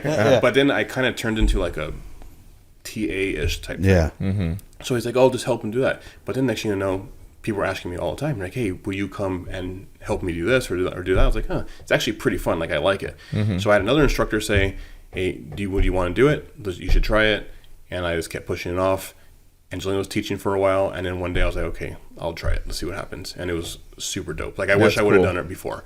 Like I like that like so much. Like this is show the next generation cool things. So all I'm really doing, like if you took one of my classes, you're not going to be good at anything that you're doing unless you're like a savant and doing a particular thing. All I'm doing is showing you all these things you could do. You figure out what you like and just go hard on it. Like we could do one thing the entire semester and you still won't be good. It takes years to like get these things. Like, you're essentially, and this is in the auto body. So I do automotive and auto body, and I thought I would never want to do auto body too. It was funny how all this stuff changes. So my last couple classes I've been teaching are automotive, and I kind of like it more because it's more technical. I like the auto body stuff mostly because when I do custom paint for me is like, this is super fun for me. I like doing it. It's like the artistic side. I get to do whatever I want, pull things out of your ass and make it look cool. That's what I like. I did collision back in the day. It's not for me. People like collision because they can make some money doing it. You can have like a whole career in collision now. It wasn't for me. I don't care about that. Like I want to make my stuff look good, and I'm not trying to fix your problem. Like I just want to make things look cool. Right. So I kind of shied away from that, stuck with the painting and custom paint side. And then they needed someone on automotive, and I got hired for both sides. Like I could do both. So I started doing automotive. I was like, wow, I think I like this more because like it's more technical. There's a lot more stuff. You in the custom paint world, I can show you something and you could think something later like, you know what, I could do this way. As long as the outcome is the same, it doesn't matter. So it's not like, there's a million different ways to get there. Black and white, right? Like, but on the automotive side is like, you need to do these specific things to make this happen. And like, there's like things involved that's different than custom paint. I like custom paint because like, there's no rules. Off the wall, there's no rules to do whatever I want. But then I started teaching automotive. I was like, oh, maybe I like this more. So there was a position open. This was probably about 3 or 4 years ago for full time, and I was scared to take it. I wish I would have took it. Oh, you didn't? I did not take it. So the person... Is it pretty rare that when those full-time ones open up? It is. So the person that took it, like I know him, he's super cool, he's a friend of mine. He's not leaving. I'm older than him. He's going to be there till forever. So I missed that opportunity. Chances are, unless he decides that he wants to move to Texas and leave or something, I don't see him leaving. So I was scared to do it. Same way in custom world when Matt's going super hard doing what he was doing and I'm working with him. I'm like, I don't know. Like that guy didn't pay you, not for me. My dad was doing the same thing with like, people that are like contract work type stuff. Yeah, because it's not just knowing how to paint and not just being able to paint. It's also the business side of it. It's two different jobs. The part that like scared me was like this. I don't want to lose like my house or my lifestyle or any of that stuff. So I went this way. But then I came back into teaching. And I was like, man, I like this a lot. I should have done this more. And I kind of wish I would have started more. But that's just, you wouldn't be the same person if you knew all the things. You got to learn these things and go through it. So I'm no regrets of any of that stuff, but it's probably what's going to happen when I retire. So the way I'm going now, still, if I retire by that time, I will be working at RCC. So I'll still be working. It'll just be less. And that's going to be in the auto body side? It potentially could be automotive side. It depends. So they hire more for automotive. I could work auto body or automotive right now part-time. Like if I say I want to work next semester, I'm working there. Full-time is a different story. When you're part-time, you only can teach one class. When you're full-time, you have to teach a minimum of 3 classes. If I could do full-time, it would be great. It's just, like I said, that ship sailed. I missed it. It's a big commitment for the school to hire someone full-time because that's you're basically there forever. Yeah. Like, do those get tenured? So you're tenured. So when you're tenured, like if the school, like the school can't get rid of you basically. Yeah. Luckily automotive is like separated from that world. We call it like, well, at least me and Angelina, like upstairs, and like automotive, or if you can go upstairs. Upstairs is like. Are you talking about literally up those stairs? long? That's like that's where the academia. That's like academia. Yeah. But it's just funny because it's literally a big flight of stairs to go up to the upper campus kind of thing. I quit that college twice because of those stairs. Yeah, screw those. So we are separated a lot. We don't have to when we do have to deal with some of the stuff that goes on for the most part. Like, you're a different student if you're in automotive. If you're going to taking, no offense to people taking political science or whatever, gender studies or whatever you're doing, you're not the same person taking automotive. Right. The automotive feels more like people like us. So you want to be more hands-on. You want to do things and learn stuff instead of virtue signal. I don't know. I don't want to talk bad about people that are doing other stuff, but like, well, you're just talking about it in your space where you exist. Yeah. So it's definitely fun, and just to scratch the surface on like these kids. Like, it's kind of weird sometimes when I have a class where I have an older guy. Like, this guy is like, could be my dad probably, and I'm like teaching him. I feel like it's not appropriate. Like, I should be the one. We should have roles switched or something. That's interesting. But usually the guys taking those classes are super cool.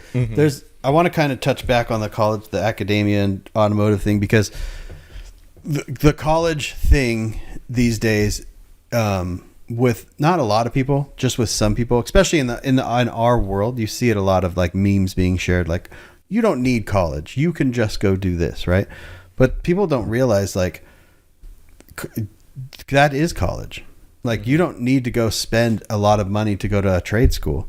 You can do the trades at the colleges. And I feel like this stigma of, like, if you want to do political science, or if you want to if you want to be like in law enforcement, that's what I went to there for, you know what I mean? So it's like, at any academia, science, political, law, whatever it is, history, math, whatever, that's college. You go there to go to college. But you can also go to, like, if you want to be an auto body person, you also go to college.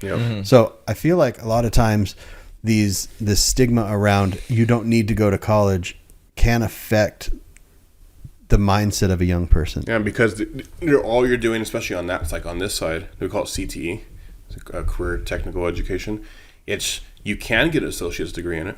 You can go learn and take your general ed and get an actual associate's degree. But if you just do what you're doing, it could be photography, it could be automotive. There's a lot of different culinary arts, all the stuff they have. You can just get a certificate in that. And what that says is, like, you are qualified to do, you went through the training, you understand this much, and that can get you a job. Yeah. When you talk to Angelina, she has, I think it's the biggest, or probably one of the most successful apprenticeship programs right now. And that thing turned to a monster. Yeah. Like, well, I feel like and I want to talk to Angelina more about it when we talk to her, but this stigma around college, you don't need college. It could scare a young person away from that right. to go to a trade school, to be in debt.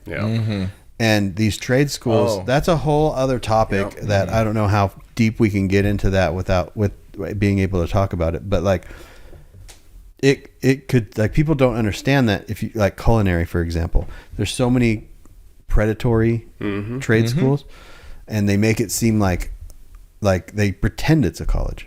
They pretend you get accepted. But they pretend you graduate. For profit. Right. It's all for profit. And you're talking about like UTI and stuff like that. But culinary, photography, graphic arts, all these things that are 25 to upwards of hundreds of thousands of dollars to go to these schools, when you can just go to RCC. Scottsdale in Arizona, Scottsdale Community has a culinary. I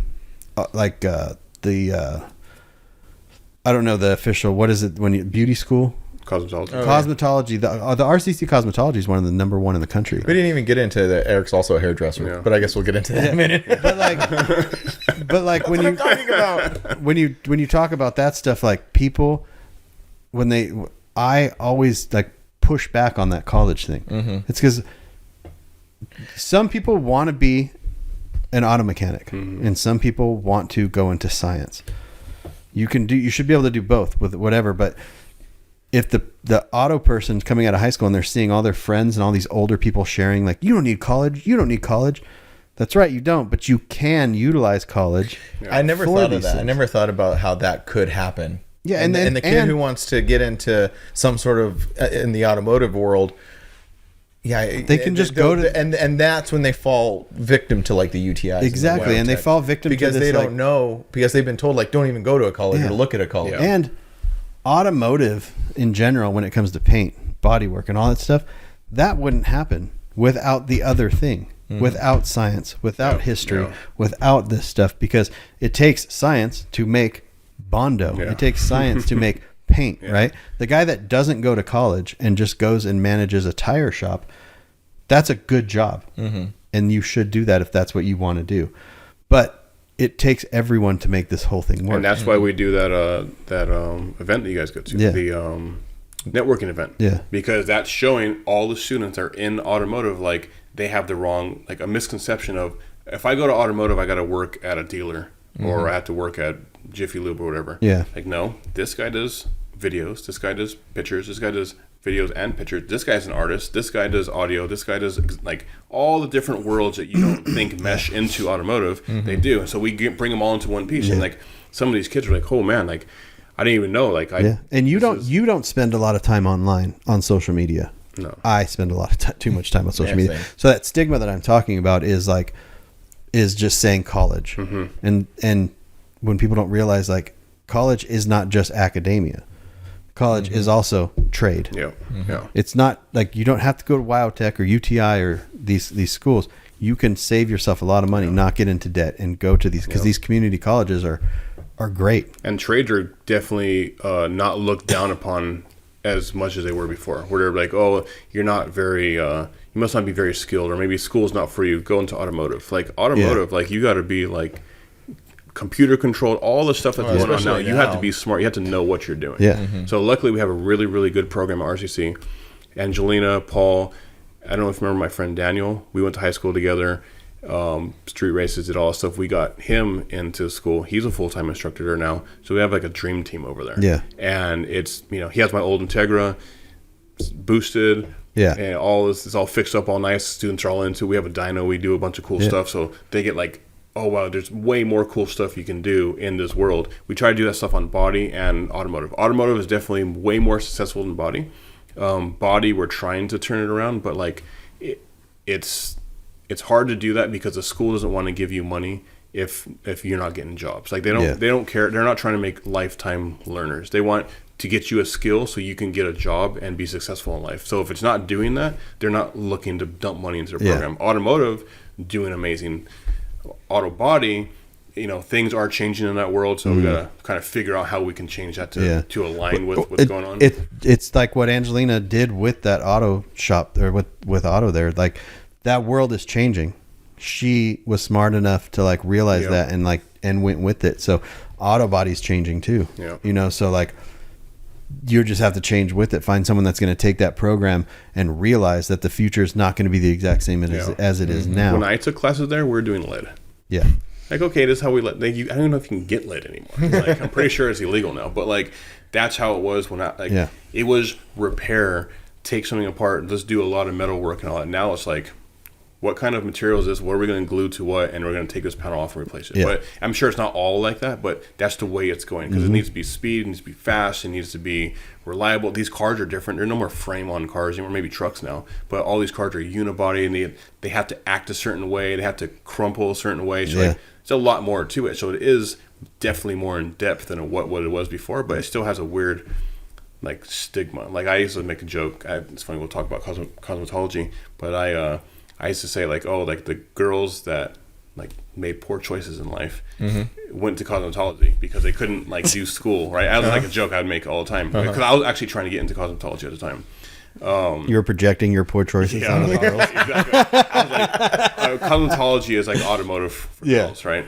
But it wasn't really like that. I was just talking shit. But anyway, Riverside Cosmetology program is supposed to be really good. I don't know anyone that went through it. I didn't get to go through it. I tried for 3 years. Fun fact, when I went to the gas company is when I stopped doing that. I was always painting, doing car stuff, but like one source, half of my income was probably cutting hair. I cut hair for a lot of years. And trying to do stuff more legit, you have to have a license.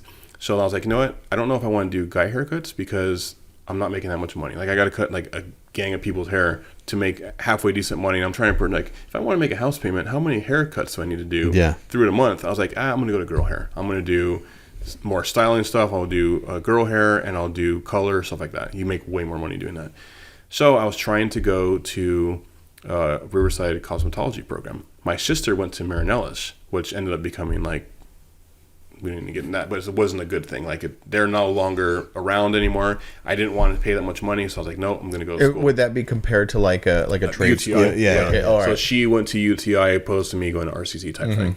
So I ended up trying to get into cosmetology 3 years in a row. It's a lottery because there's so many people trying to get in. Well, I sat in line at like 9 p.m. the night before for my ex-girlfriend did it, and we sat there all night. Just to try to get into the program. It was like a line. Remember the Black Friday lines at Best Buy? That's what it was. Wow. And we sat there all night long, and sprinklers came on, and like everyone had freaked out. Like, yeah, it's a difficult program to get into. It's hard to get into, and that was going to be what I was going to do because, I didn't grow up with my dad or most of my family. It's funny, Facebook came around. I ended up meeting all these people and seeing them from Facebook. Every single one of my cousins and uncles and my dad all did hair. Oh, really? Which is weird because like it wasn't even like I knew that. It was just like in us, I guess. I don't know. Like somehow we all just did that. So anyway, I was trying to get into it.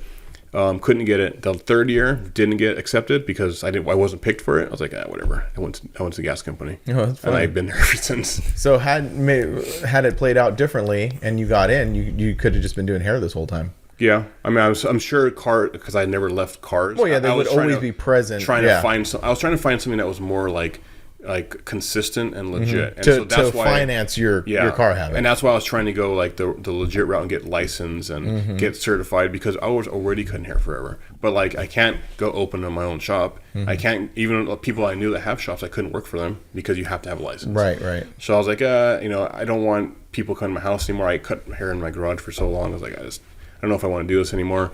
Let's go this way. And it didn't work out. But, I mean, it works out. It worked out now because you're out where Yeah. you're at. That's cool. Yeah. So anything? What do you have like for the future? Like well, we know what you're doing for the future, like as far as like your teaching and stuff. But I mean, like more like automotive stuff. Like, do you have any like goals? Like, I want to own this, or because you already kind of said you already owned everything you kind of want to own. What's the goal? What do they call it? The golden egg? What's the like the one thing? Well, I guess it would be an NSX. Like I think the one The term. What is the term? What would be the term? I know what you're saying. You know what I'm saying? Yeah. that's probably going to be like first gen NSX pop up headlight. Like I'm sure it's amazing. It is an amazing car, but it's like not as probably special or not as amazing as I'm like hyping it up to be. But it's like one of my favorite cars. Yeah, that's your special car. I've never owned one. Because what's your special car? Unlimited funds. Yeah, he already had a 64 Impala, but I want my one has always been very specific. It's a 64 rag, forest green, gold 13s. Basically the Ice Cube video. Okay. The one from the Ice Cube video. That's like my perfect 64 right there. Dual aerials. For some reason, I always just loved the dual aerial, antennas coming out the back. Yeah, I had dual antennas on mine. Wait, did I? I'm trying to think of what car. I can find a picture and send it to you and see what I had.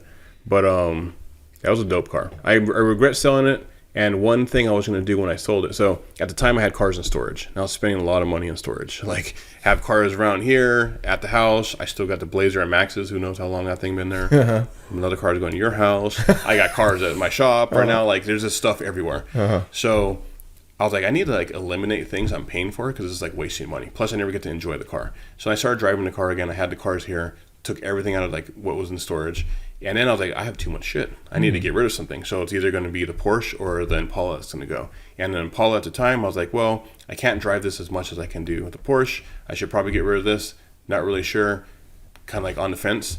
Well, people come and stop by the Porsche all the time. Hey, you sell it? No. I get notes like probably at least once a month. So Really? asking to buy it. So this guy comes by and he's trying to buy the Porsche. Like, no, it's not for sale. And like he came by a couple days later. Hey, can I go drive the Porsche? No, it's not for sale. And he's like, what about the Impala? I was like, well, technically everything's for sale. Like how much you want? And then he's like, oh, can I see it? And I show it to him. He's like, okay, I'll think about it. He comes back a couple days later. He's like, hey, you want to sell the Impala? I was like, oh, let me know how much. And then he's like, okay, I'll think about it. It's like some older black guy, I guess he was retired or something. Came by one day with cash.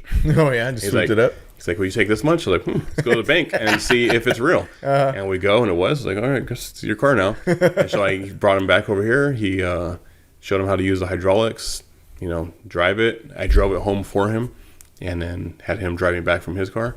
And sad story is, maybe 5 years later, I was at a service call at work. And I was going to this crew that needed help.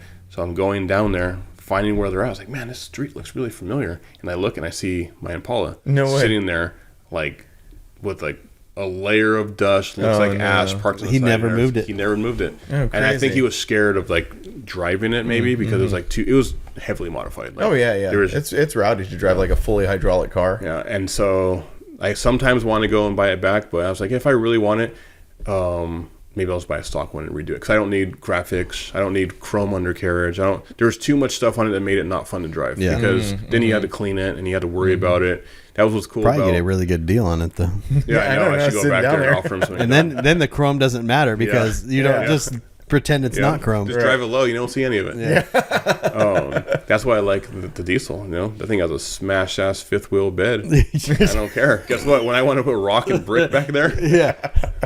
I talked crap on that when I came in. Yeah. It makes it so much nicer. I just keep it clean. It drives amazing, except for like things like batteries that are now. But like, it's so much better to be able to not worry about it. Having a new vehicle, and obviously you know this. Now it's like when even just the Maverick, and the Maverick is it's just this cheap entry level thing, right? But like, that's why when I modified it and I messed it up, it was so disastrous to me mentally. Yeah. Because it's new and it's expensive and you don't want to mess it up. But when you buy something that's older, like the Titan, you know what I mean? It's just like, Yeah. whatever. What's funny is Whatever. we had newer cars in high school than we own right now. The newest car that we have right now is my Silverado, and it's the shit's a 2004.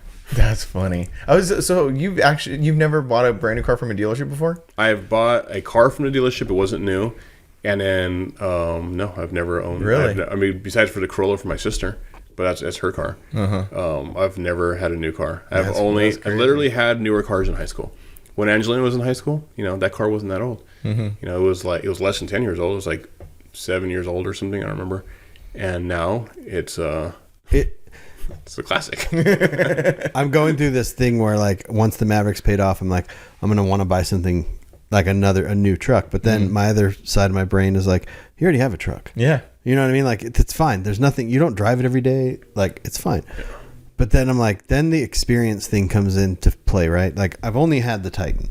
I'm like, what if I wanted to buy a Tundra, like a V8 Tundra, and just to have that for a little while? Just But like an older one. Yeah, just like a used one. You know what I mean? Like, because if I have a used one, then the mentality is it doesn't need to be that nice. I can kind of beat on it a little bit. I can kind of whatever, you know what I mean? And then I can just sell it. And then, I've never had a Chevy diesel. Let me buy a Chevy diesel. You know what I mean? Like, just to kind of because if I buy this, what you've done the entire time. yeah, because if you buy this new vehicle, you're now stuck with that new vehicle. Like, and you're worried about it, and you're like harder to exit out of it.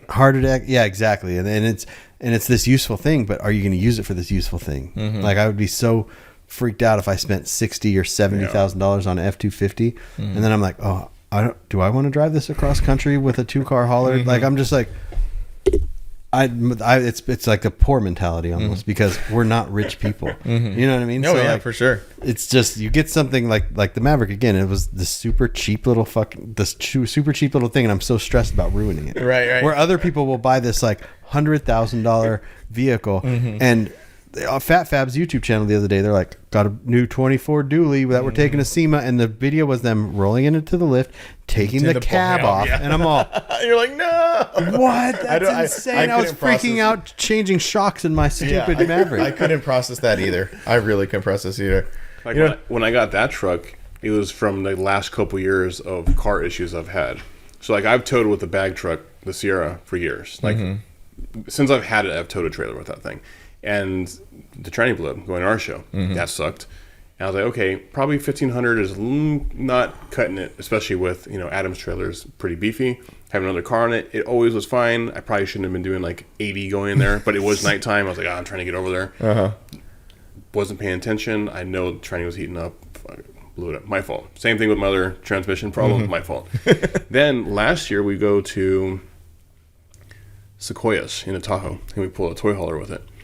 And the AC compressor went out. Well, it was still working, where still AC was working, but we just like had no power. I was like, is this car losing compression? Like, car's old. We did a lot of towing with the Tahoe also. It has like 250,000 miles on it.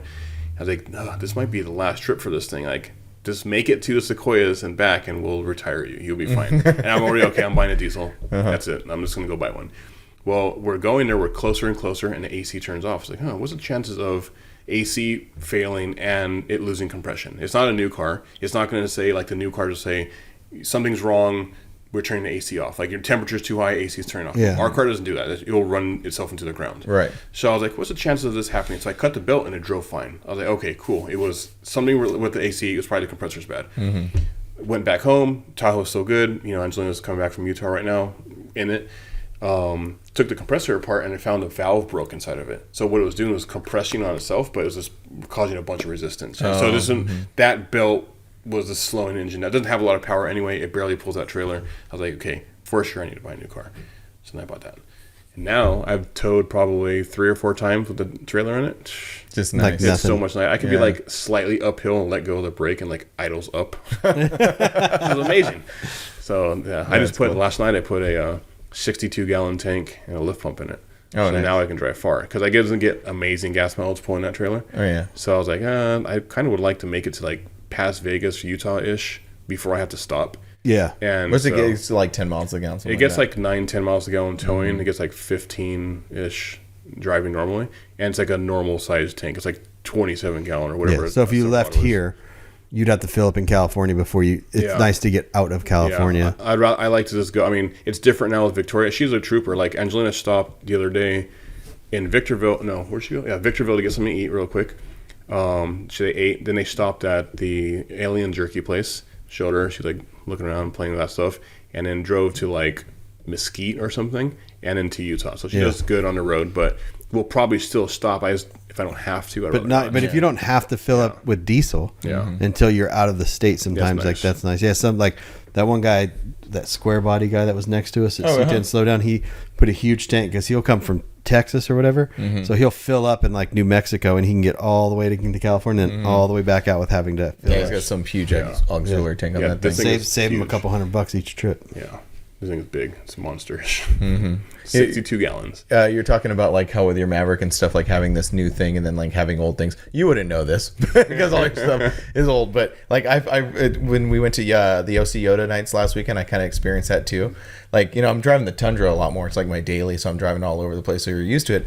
I got in the 4Runner. I'm like, is the power steering like not working in this thing? Why is it so hard? Like in the Tundra, I'm just used to like basically turning it like this. So it's just weird being disconnected. And then you get into I haven't driven the Titan much, like any great distance or anything like that, but it's just this weird disconnect of getting from the new truck into the old truck. Because remember, I asked you to bring some power steering fluid. Yeah. I mean, it was low, but it wasn't that low. Yeah. But then I just realized I'm just not used to this. New vehicle, even new trucks, all the steering's super light. Yeah, a lot of them are electric steering too. Yeah, I wonder if mine is. I thought that too. It blows my mind that you don't know some things about that truck. I am not even buying a Tundra, and I know a lot about that. And I don't know nothing. I press the button and it turns on, and then we drive it. I was blown away in the Maverick that there's it's called an EV coach. So it tells you when you're in electric and when you're in hybrid and when you're charging. And I thought that was just on the Lariat models, but I was reading Reddit the other day and someone's like, no, it's on all of them. So I walked outside and I flipped to this menu and I was like, it's right here. It's right here. But like, I know things about vehicles I'm never going to buy. I've watched so many reviews, like features that each trim has and stuff like that. Like, it blows my mind that you don't. I know. We're two very different people. Yeah. Like, you just got the thing and you're like, I got it. That automatic braking. Yeah. You could just turn that off. Oh, really? You can? Yeah. On the Titan, there's a button to turn it off because when you're towing and you're trying to back it, like you don't want that on. Yeah. That's what was happening when we picked up your trailer. Yeah, he's like trigger and the brakes just stop the just truck. threw I go, on. can't you turn that off? He goes, I don't know. I'm all, that's the first thing I would turn off. Like that's the first thing I would turn off. When I pull out of where we park at the house, like there's some weeds have grown on the fence. If it catches a weed just right and it touches the sensor, it's like brakes, I'd be like, turn that off. Right I gotta now. look into that. I definitely See, gotta look I into that. would love to have a new car. Like it sounds good, like on paper, but like that stuff bothers me. Yeah. Like that start stop, I don't like that. Yeah, that's why I want to buy a Titan because Titans don't have cylinder deactivation. They don't have turbos. They don't have anything like that. You know, like and that's kind of like my selling point on it for me personally because it's still just a truck. I feel like my trucks. But these you already ones got are one of those.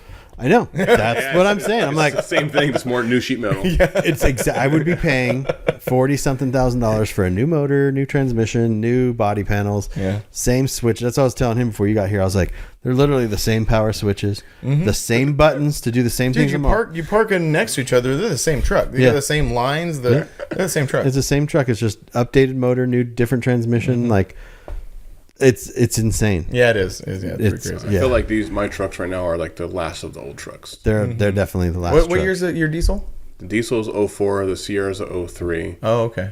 and the Tahoe's a 01. Well, yeah, because even Chevy still have the V8, but they have cylinder deactivation. They've got issues with some of that stuff. So it's like, I think the GMCs and Chevys and now the Titans are gone, but those are the last ones with V8s, and the Fords still have the 5-liter. Yeah, you can still get a new single cab F-150 with a 5-liter in it. Yeah. And for the truck, the GM, it's like 6-cylinder or something, or 4-cylinder turbo, 6-cylinder turbo, something like that. Yeah, but you can get them with you can't get the standard cabs with the V8, but they come with the 4 cylinders.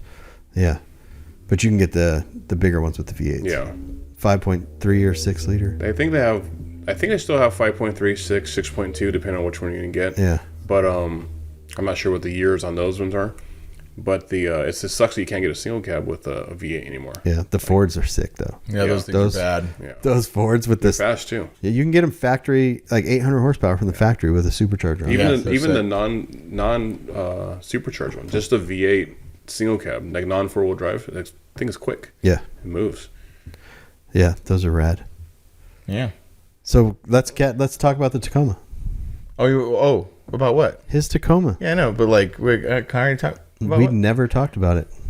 Oh wait! You're talking about the graphic Tacoma. Yeah, I thought you were talking about the Tacoma out there. I'm like, no. What? No. We could talk about your Tacoma later. Yeah, it's not my Tacoma, Angie. I swear, it's not my Tacoma. Oh, you didn't tell her.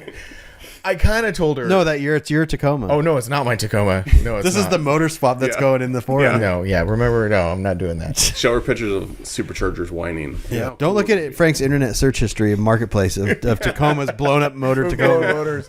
No, you're talking about Eric's graphic Tacoma. We talked it about a little bit, but you want to tell us about your Tacoma? That's pretty much what a lot of people most recently know you. Yeah, like on social media and maybe in the mini truck world, like that truck. Like we did a bunch of videos. Like I obsess about trucks. Like I just kind of like get obsessed with them, and you could tell like when I'm doing like a lot of photos and videos and like always just like doing gravitate towards certain ones. Right, and your truck was one of those. Yeah, a lot of like I said before, last time's going to Forbidden and like the early days of Paris. Never one time ever took my car in. If it wasn't complete, I just wasn't for me. So I'll just drive it because I enjoyed it, always working on it, and I've never really showed off. So people, unless you come over and see me with it, then it's mine. Like I usually don't show and most people don't even know how many cars I even own because they're all over the place, right? Uh-huh. But on that car, I wanted to build something and finish it. So I was like, okay, the goal for this is to build it and finish it. We're deciding to start a family. I don't want to have like an elaborate build while I'm raising my daughter. Mm-hmm. So I wanted to finish something, and I want to have something to cruise. So when I want to go out, it's like a cruise night, the little Ontario ones, we go out there, just take something out and have it done. Mm-hmm. So I don't know why I didn't pick a car that I already had, because I already have multiple cars that are like in various stages of being completed, right? But you didn't have a mini truck, right? I didn't have a mini truck. I should have did the Blazer. Now I think of it. But the Blazer didn't. That's a lot more. That's a big undertaking, Yeah. right? Because it's just a shell essentially. It's frames done. It needs to be assembled. Yeah, and that was. But you didn't. But a running driving thing Yeah, is exactly. different. It's not a full build then. It's Yeah. like, yeah. So then, and that was played into it. So okay, I got to finish something. I want to have something done. So I was like, okay, let me skip some steps. Because I always had like, it's probably not a great thing, but like, oh, I'm not going to pay someone to do that. I can do that myself. And this things take forever. And I was like, I'm going to get something that's like mostly there, and I'm going to do what I want to do to it. So I ended up getting that truck. Actually, I was doing that Nissan hardbody at the time. And then, yeah. Oh, that extra cab one. And then I was like, I did I had a bunch of stuff for it. It was a cool truck. I was like, I don't really like it that much to go this far into it, so I'm gonna get rid of it. So got rid of that, got the Tacoma, and I was like kind of figuring out where do I want to go with this. Goal is have it done before my daughter is born, and then just cruise it. So me and Matt were going over it. We'd go, send pictures to each other. We used to go go to Kinko's, print out a big piece of picture, draw on it, go back and forth. What do we like? Yeah. So he was coming up with graphics.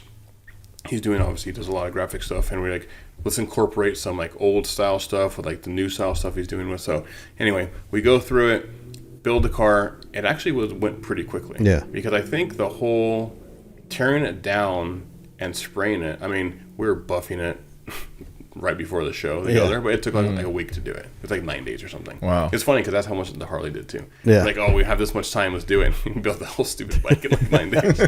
But Because you were trying to get it ready for the Forbidden show, right? yeah, so I wanted to go take it to Forbidden, like enjoy it and have it done. So I ended up doing that. We end up going to Matt's shop, drawing it out, seeing what he likes, and then he just started going to town on it. So he started taping it off. We'll look at it like, we like that, we don't like that, or I'll be like, I don't like that, let's change this or do something. So he went, did his magic on everything, and then after he was done, he's like, cool, I got to go back to Arizona because his family's in Arizona. He's like, see you at the end of the week. Okay, so I had the shop, went in there and just went to town, just tried to figure it out as I went. So you sprayed it, you laid all the colors, you did the pinstriping stuff. I didn't do any of the pinstriping, so one of our buddies, his name is Dave, he did the pinstriping, and Pinstripe Chris did some pinstriping on it. So if you see the top of the graphics, you remember like the old Chip Foose paint jobs, he'd always like fade black at the bottom. I mean, it gives like more depth to the paint. It makes it look like darker. Like it gives it like a fake shadow type thing. Yeah. Okay. So on this color, well, it's funny too. So I wasn't sure what the colors are. I always make it up. So I know I wanted to do something bright. So I originally was going to paint the car like a bright color, and they had this like bright pink. And I was like, I'm just gonna do the whole thing pink. But almost all my cars are white. So I was like, I don't really like it. Maybe I'll do graphics and then base it white. I don't know. It's going back and forth. Then I decided to do the half and half. I'm gonna have one side that's gonna satisfy my urge to have white car. One side's white, and I'll do graphics on the other side. So then we're thinking about color schemes, right? What colors we're gonna do? We go to do an ultrasound that day, and we find out we're having a daughter. Oh. And that's the day that I was like, I'm going to do it pink. I'm just going to do it tight. bright pink. Yeah. We go down there, and they're like, oh, cool, I'm having a girl, too. That's crazy. Like, I just picked pink for this car. That's cool. So it went from, like, painting the whole thing pink to just doing the base of the graphics pink. So anyway, as Matt did all his amazingness on the side, we end up going. He ends up taking off. Okay, what colors are we going to do? I know I'm going to do pink on this side. So I decided to, like, fade purple into it because it had like a crazy purple pearl in it anyway, so to make it look like it was always happening, put purple in it. If you look at the very top of the graphic, I had Chris do some pinstriping, which I don't like mixing like traditional pinstriping with like anything that doesn't go with a traditional style pinstripe car. So I was like, I want you to do something weird, but I just don't know how to explain it. I was like, imagine, because Chris is into graffiti too, I was like, imagine if I was like a tagger and I was like in Star Wars. Think of that. And I gave him that, and that's what he came up with. That's cool. And that's exactly what I was thinking. So it's like all weird lines going on, not a traditional style like pinstripe. And then the guy Dave, he ended up doing all the pinstriping. He's badass. He's like been around forever. He pinstriped it on base too. We didn't have time. We were like, just after we based the color, shaved off the edges. Yeah. Here you go, man. Do it. Don't mess up because we're going to clear this thing in an hour. And we, I was spraying it. Matt came back. We finished it up, cleared it, put the car together, had some of his shop buddies from down the shop come help us out. We just color sanded and buffed over the graphics and put it on the trailer and drove straight to the car. Straight to the show. Where was the show at that year? It was at the River Lodge. Yeah. It was at River Lodge. Yeah, and that was the same year that Joey got his truck. Oh, that's when Joey got his truck. Yeah. Joey was all proud of his truck. Then you showed up and just shit all over him. Body drop, full graphic, like crazy. Yeah. You know, and that's crazy. Like not that you shit all over his paint, because the paint was nice on Joey's. Yeah, Danny painted. Yeah, no, just parked next to it, and it's like Joey's looked like a 4-wheel drive compared to it. Yeah. I was like, that's why you can never not body drop a Tacoma, because they're so high off of the ground. Yeah. They look okay when they're sitting by themselves, but if you park a body drop Tacoma next to it, it's just like it's not the thing. But what I was gonna say is like another, like Eric's whole aura is like one of subtlety, and again, just you like Chris did pinstriping on it. You know, Matt laid out the graphics. Like it's pretty crazy. Like all these great hands that go into it. And again, you're not you're not the type of guy to just sit there and go like, yeah, this and this. You know, I love collaborating. I think it's super fun, and I like to get, like, if you're really good at something, you're really good at something, and I'm good at something, like imagine like what we could do like together. Instead of being like, no, this is me and you go do your thing over. I feel like there's so much more you could do together. For sure. So I love collaborating. I mean, pretty much almost anything I've done that's cool have been with Matt. I've done a bunch of things with him, and we're always doing it together. And it started from like, which is funny because early in the conversation, back in the day, you guys were like kind of beefing, but not real. And like, what's funny is that when that was going on, it was more of other people, right? Like they didn't like each other, I guess. But like I wasn't even aware of that. Like it wasn't. It was almost like they're molding you, because we were young then, into like being this type of person. And then like because they're that type of person. Yeah, exactly. Yeah. I would pick up on some of the stuff. I was like, oh, that's like an interesting way to say that. But then like I'm like, okay, what are you doing? And I would go, do stuff with him. It's like when you realize your parents are molding you to, you're like, wait a minute. You're actually not very smart. So like at that time, like there was times where Matt would have been like, he was doing something more advanced than I would be doing, but then I was doing something more advanced than what he was doing. So then we're like, oh, this is how I do this is how you do that. And like we're learning off each other. And then like it was just fun. And since he was into the same thing as I was, we just like became friends, and this like snowballed into what it is today.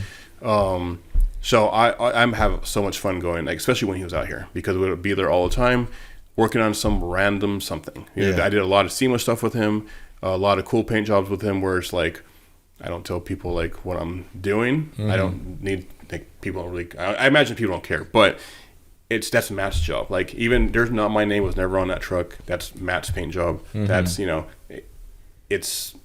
it's like the way, like the process of it. Like I enjoy. I don't need to have any of the stuff on there. And even when I did do full stuff, I was like, I don't say I did that, because I don't want anyone asking me to do that again. Like I make a mistake. Remember I said because you oh, you can do interior. Hey, I got this thing. Can you just help me out real quick? Can you just like when I did that BMX bike, which is at Glenn's, I haven't seen in a while. Not like for anything bad. I just shouldn't have never built it.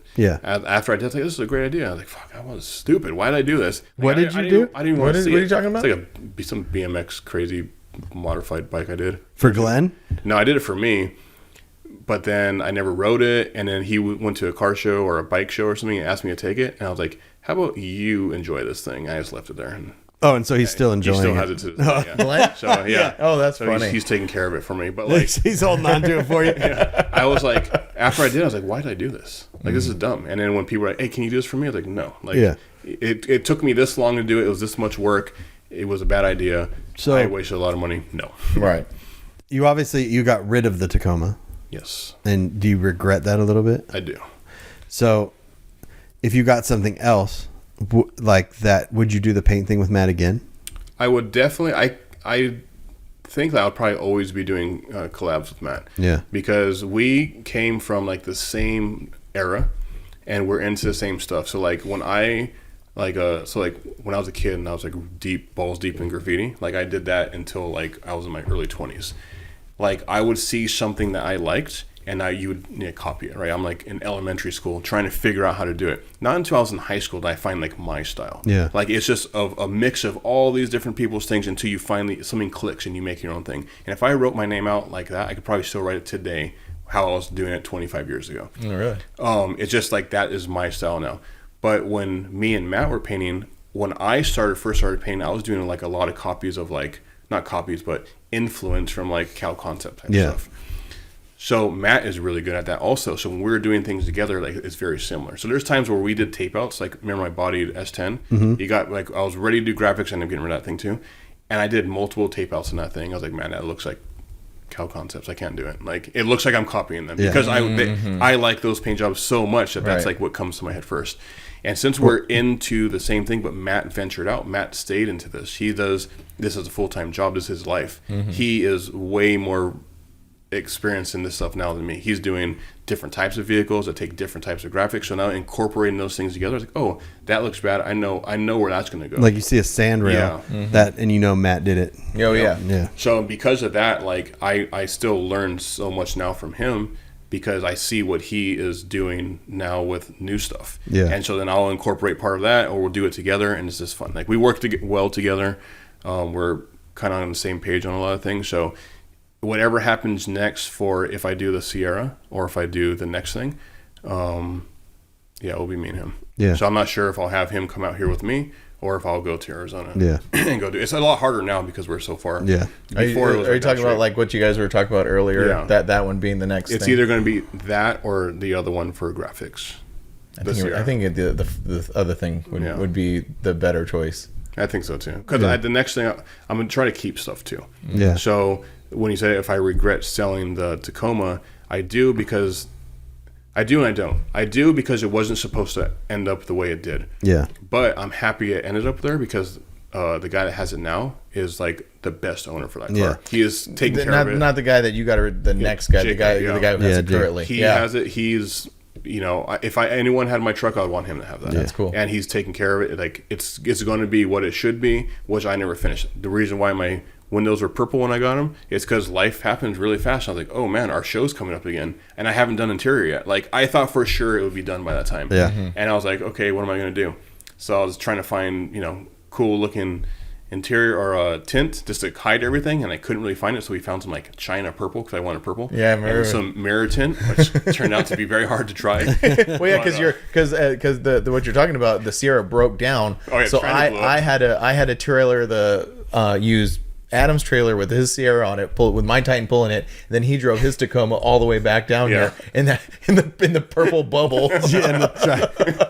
But it looked good. It looked cool. It looked good from outside. I'm driving. I'm just cruising. I look in the rearview mirror, and you're just like just this high off the ground. Just purple windows. It looks so sick. Do you think like since you got that Tacoma, the part of the part of you that doesn't regret selling it is obviously because of the owner that has it now. You're going to see it done, but you also didn't have a hand in like building the suspension. You didn't have a hand in like because you got it bagged and bodied. Like you put that tonneau cover on it because you didn't have a hand in deciding what you went with the bed. With this other thing that we're talking about doing, you can basically curate the whole thing. The whole thing is going to be from start to finish. Yeah. And and it's just the process of where I was at that time. Yeah. I was like, I've never not had something modified, and even if I didn't have that, I still have a bunch of other things.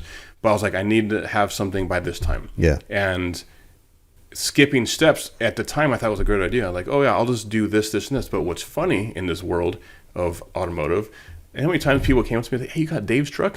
I was like, I guess. Like, it's mine, but I mean, I don't think of it that way. So when people approach me and say like, oh, you have this or this, I was like, yeah, I guess so. Like I think like, where did I get this from? Oh yeah, this is from Dave. Yeah. I don't know. It was kind of weird. So then like I was like, it kind of turned me off to that. Plus the same reason why I got rid of my S10 is traditionally body dropped. Yeah.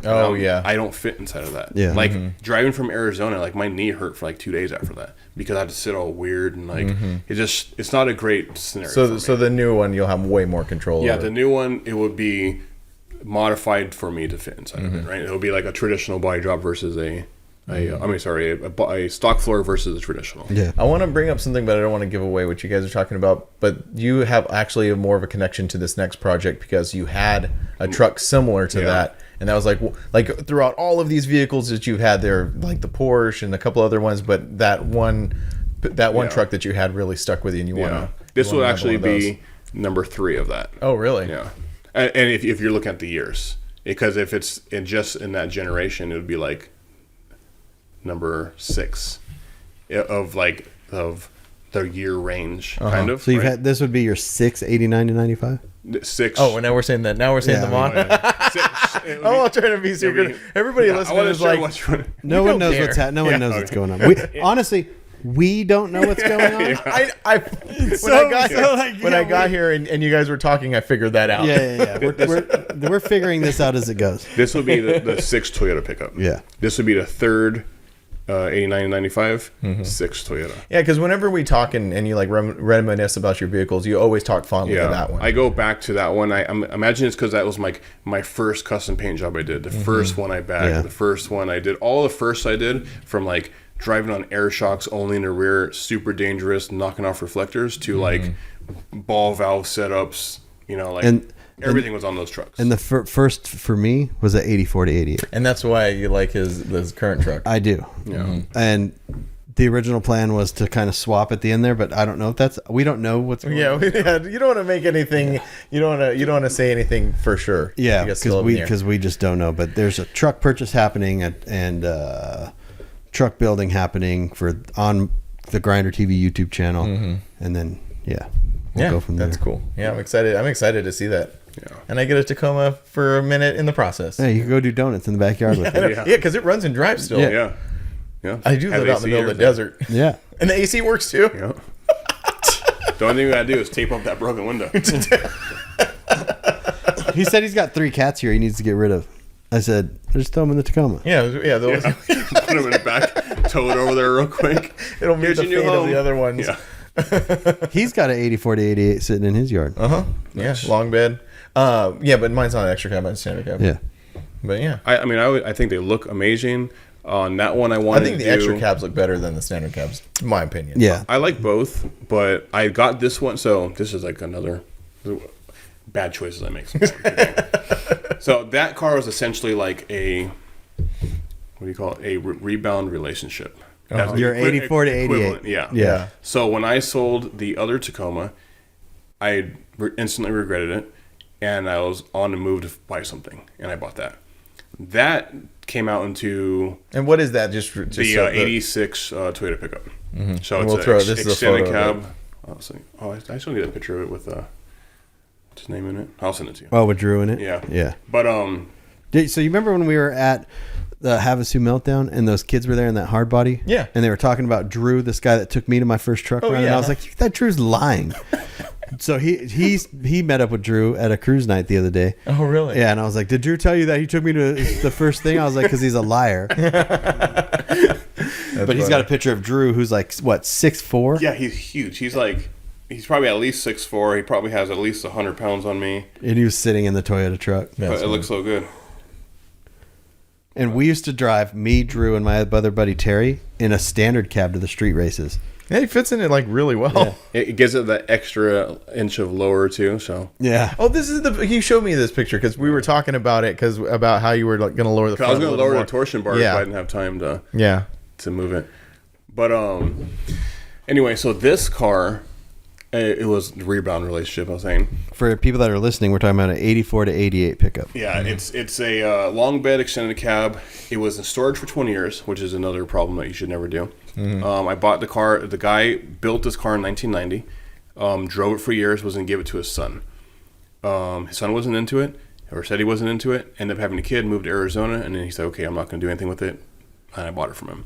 At the time, because I ride mountain bikes a lot, I am like very tired of using mountain bike racks. I have a super nice rack, and it was way too much money, and it was my second one, because the other one I used so much, it was like time to get a new one. Got this one where I'm trying to change like my daughter's diaper in the back of the 4Runner or something. I gotta move the stupid rack out of the way, and it's like inconvenient, and I'm like, it's really getting annoying. Well, this rack costs like $1,000. I wanted to get a swing out. The swing out's like $1,500 or $500. So I was like, man, I'm like $1,500 for a stupid, just to carry my bike places, right? Because I have a camper shell on that one. That thing got rolled over. Like, I didn't have a truck at the time. Well, my buddy says, hey, my other friend, they bought a Ranger together, like in '95. He's like, Ricky still has his Ranger. If you want it, or I think his brother had it, whatever. $1,500. AC needs to be fixed or something like that. I was like, man, I could have bought a freaking truck to put for the stupid rack that I could put my bike in. I was like, that was a mistake, whatever.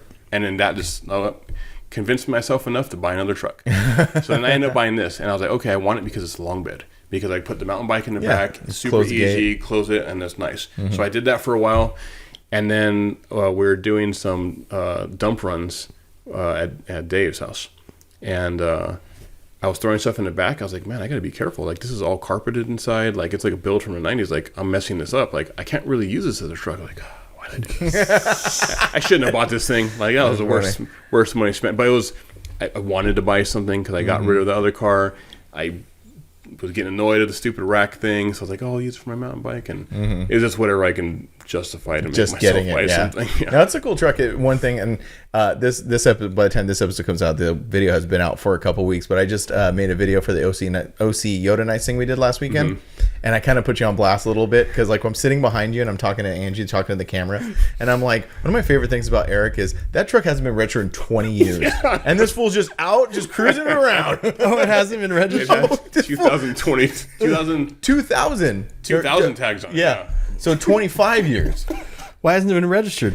It was in storage. Oh. And he just gets in and drives it. And you drive a lot of your cars like that too. I do. Well, Eric knows people. Yeah.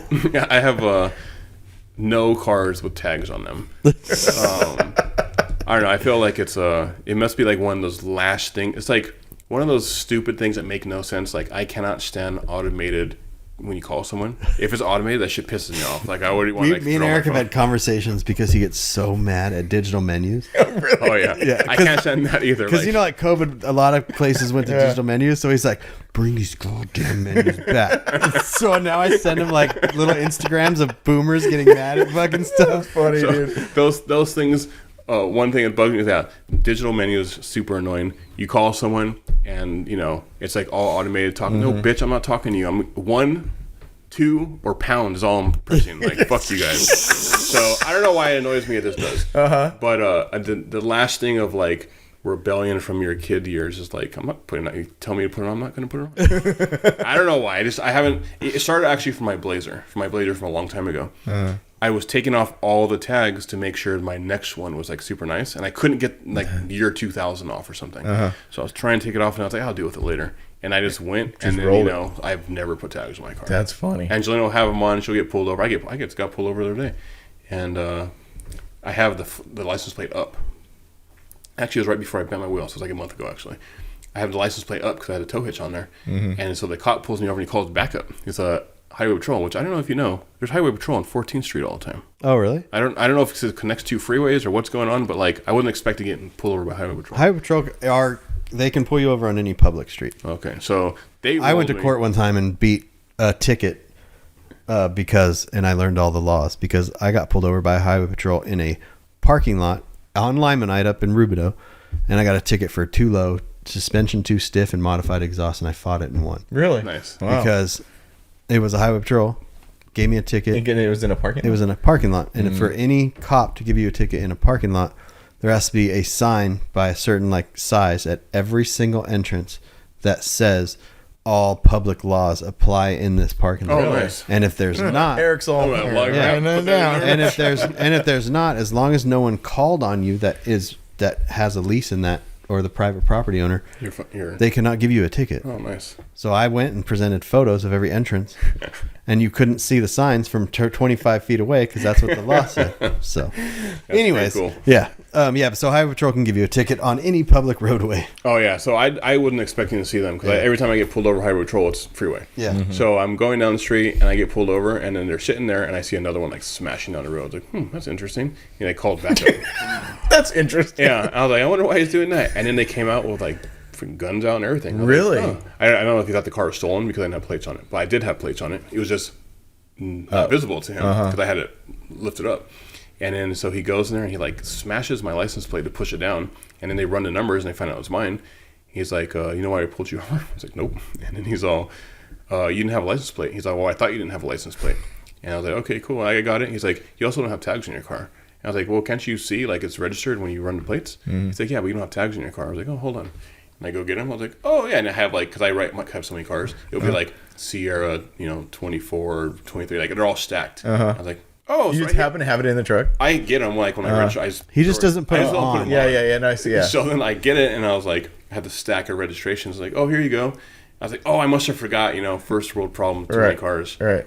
He's like, huh. And he like Shoots he you. leaves. And yeah, exactly. That's probably what he wanted to do. And then he's like, he's all, why is your license plate like that? I was like, oh, I just dropped off a trailer.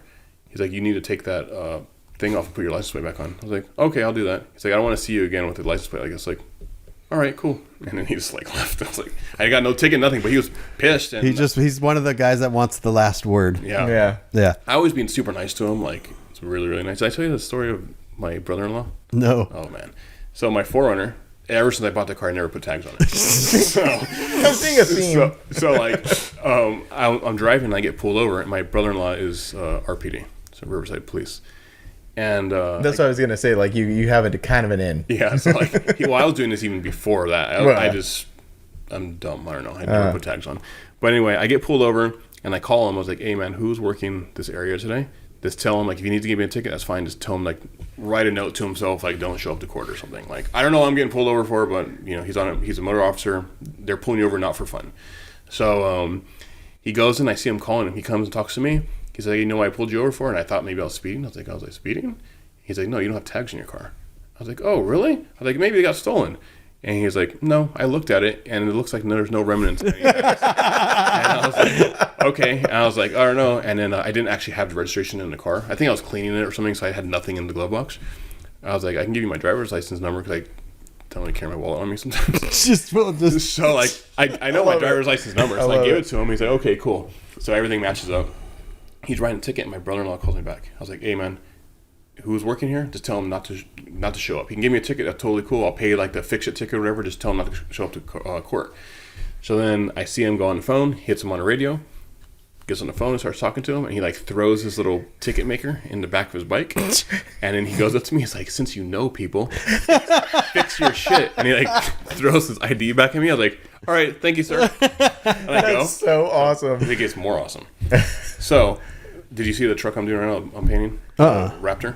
So like my brother-in-law has a long travel Raptor. It's like a full race car thing, like real long travel, one piece front end, big monstrosity of a truck, right? So I'm painting it right now. It's just like factory stuff to make the big wide body shit look stock.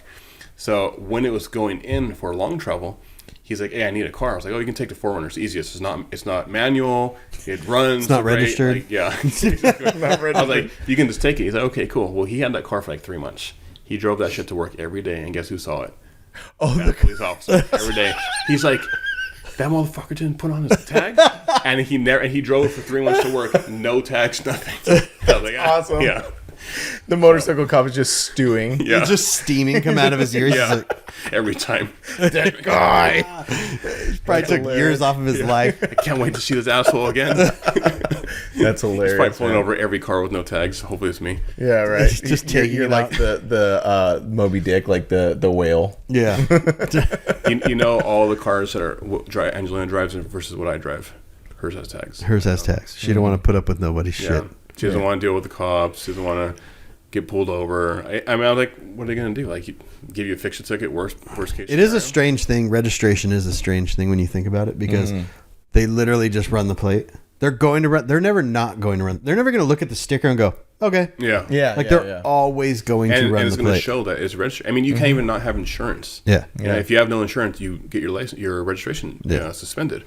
So it's, I don't know. I wonder why. Then I wonder what the reasoning is for it. It must be just a thing because it was a thing before. Before I think so. And I think so. They just can. It's one of those things they just don't change. Yeah, because Right. before you didn't even so back in the day we used to make like counterfeit stuff when we were like kids. So like when I'm in high school, you get kicked off the bus, like make a counterfeit bus bash. Yeah. Get back on that shit. So we used to do tags too. So my cousin, he was like drugs at the time and doing tweaker stuff. He never had a car that was registered or even tagged or nothing like that. So he would get pulled over. A lot of times he'll take the car and he would never give it back.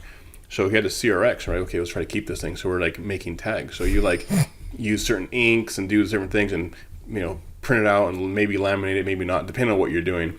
And we would make tags. And one time he got pulled over, and the reason why he got pulled over is because he was doing like weird tweaker shit inside of his car, not because of tags. And then the guy was like, okay, he went to go run the plate on it, make sure it's not stolen, and it comes up, okay, it's not stolen, it's this person's name, was not my cousin.